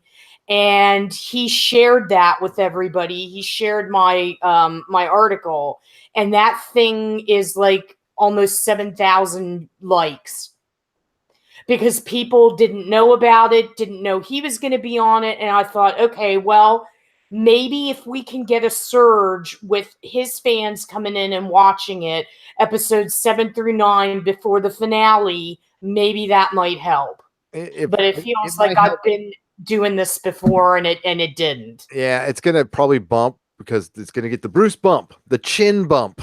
Yep. But yeah, that's the Twitter thing doesn't translate other places. It just, I mean, it's where it translates is here, is YouTube. It actually translates here. Like there's a noticeable difference when I share something on Twitter and I see a bump. I don't know. I think the live tweeting has helped a bit to get awareness up, but it took people from Ash versus Evil Dead to band together to start doing Twitter for the show. Yeah. I mean, I think Twitter is a lot of those people we were talking about who like, oh, I like Bruce Campbell, and they'll hit like, but they won't watch any of his damn shows or movies. I love Ash, but I've never seen Bubba Hotep or something like that. I mean, it's a niche. He's very fragmented, and it's like either he's got fans that love Briscoe, don't know Sam Axe or Ash, love Sam, don't like Ash or Briscoe. He doesn't have fans that like his stuff. They're not fans that go through all of his catalog and watch the shit that he's been in. That's the boat he's in. That's what he's used to. And it's like, he doesn't have the typical fans that some celebrities have that follow them everywhere. Yep. And true. That's what he has a different sort of career, different sort of way of doing things. And, it's just one of those deals where his fan base is very, very fragmented. And that's why I said to him, I said, does it ever frustrate you that your fans just want to basically pigeonhole you? And he just said, no, they can have their opinions. They can hassle me, but they have their dreams, wants, and desires. And so do I. And I don't, have to do what they want me to do. So, yeah. For those of you out there who are wondering, Lodge 49 is a show on AMC, and what it's about, it's really kind of hard to describe. Yeah, you know what? You got to go just check it out. It's too hard. It's Big Lebowski trippy. It's really deep storytelling that I find it has a pacing problem. It's not really a storytelling problem. It's a pacing problem. It took too long to get to its story, in my opinion, but it's pretty good. It's got Kurt Russell's kid in it. And I see a lot of potential there. It's very Northern Exposure-y kind of, but I don't know if that would sell to anybody right now. I don't know who that's the thing is like, that's, you're asking for people to pay attention too much in a time where we don't pay attention. What were you saying? Exactly. I'm sorry, I wasn't paying any attention. Exactly. But a lot of people like it. A lot of people watch it, like it a lot. Yeah. So yeah, Tom, there's some mystery box stuff in season 2 for Westworld. Yeah. It's kind of there is. Bruce Campbell for Dark Knight Returns. Fuck yeah. Fuck yeah. I can see that. I would take my money. Take my money. I love Bruce on Briscoe and Burn Notice, and of course his Ash stuff. Oh, his appearances on Lois and Clark were awesome. Yes. Yep. Billy Church. Sky high. Don't forget Sky. Oh, Coach Boomer. Yes. Yeah. Boomer. I also liked the Dragoon, the Mighty Dragoon. Oh my God. Yes. Jack of all trades. The Daring Dragoon. Yeah. The Daring Dragoon. And I just watched him on American Gothic with Gary Cole. Remember that series? Oh, yeah. Oh, yes. He got eaten by beetles. Yeah. The attention span of today's audiences seem that of a goldfish on Crank. Silver Spike on Crank. And that's the problem. Yes. Okay. So Susan has plugged herself. We've already done a Patreon video and we did an extra bonus 30 minutes for y'all. And we held on to most people. That was kind of crazy. So I hope you've enjoyed tonight's show, even though we had to bring you a lot of bad news, but it was good conversation, good stimulating conversation with a lot of very smart and clever, beautiful people out there. Sonic Boom. Yes. Yes, American Gothic, man. I like it. That's one of those things where he gets brought up and like I had not thought about that in years. Well, I brought it back. Hey, did. All right. So our next show is I have no idea what Sunday morning. Sunday morning, yes. Sunday morning, we're gonna be doing probably a little Patreon hangout, and then I'm doing a book review. I'm doing The Expanse, Nemesis Games, book 5. Doing a book review, and then I don't know after that. I think it's Better Call Saul. There's a nooner, Better Call Saul, and then a couple new shows start. Good Place, yes, starts, and then after that, next week it's Manifest and The Gifted. Yes, it is. Gifted returns in 2 weeks. And we have one more Venture Brothers to cover. Oh, you're welcome, Chris Goss. Thanks for watching. And then I think we have a Tribunal show coming up. Don't we, guys? Wow. Out there in the chat. I think it's coming up in the next few days. I think our first Tribunal show is coming up. So we'll keep you updated on that. And we'll do some fun stuff in between. So Dennis, take us out. Children of Earth, don't let the door hit your ass on the way out. Susan, say goodnight, Susan. Night, Susan. 1-900 Susan. Y'all. Yeah. May the small folks sing songs of your greatness. Oh, wait. And thanks for all the super chats, man. Yeah. What the hell? I knew I was forgetting something. There we go. So we had Silhouetted Animator for $2, Slurmy Scott for $5, Sayquist for $10, and Chris Cross for $2. We appreciate the super chats. They go towards the channel stuff. They actually go towards us being able to watch more subscription services than some of us can afford. Yeah. So, and go subscribe to Midnight's Edge After Dark and Mecha Random 42. They also did a great live stream earlier today. If you want to go check it out, please check out their channels. And of course, our Overlord DVD, Doomcock himself has a new video out. Please check it out. It's really good. And everybody have a great night. Ciao.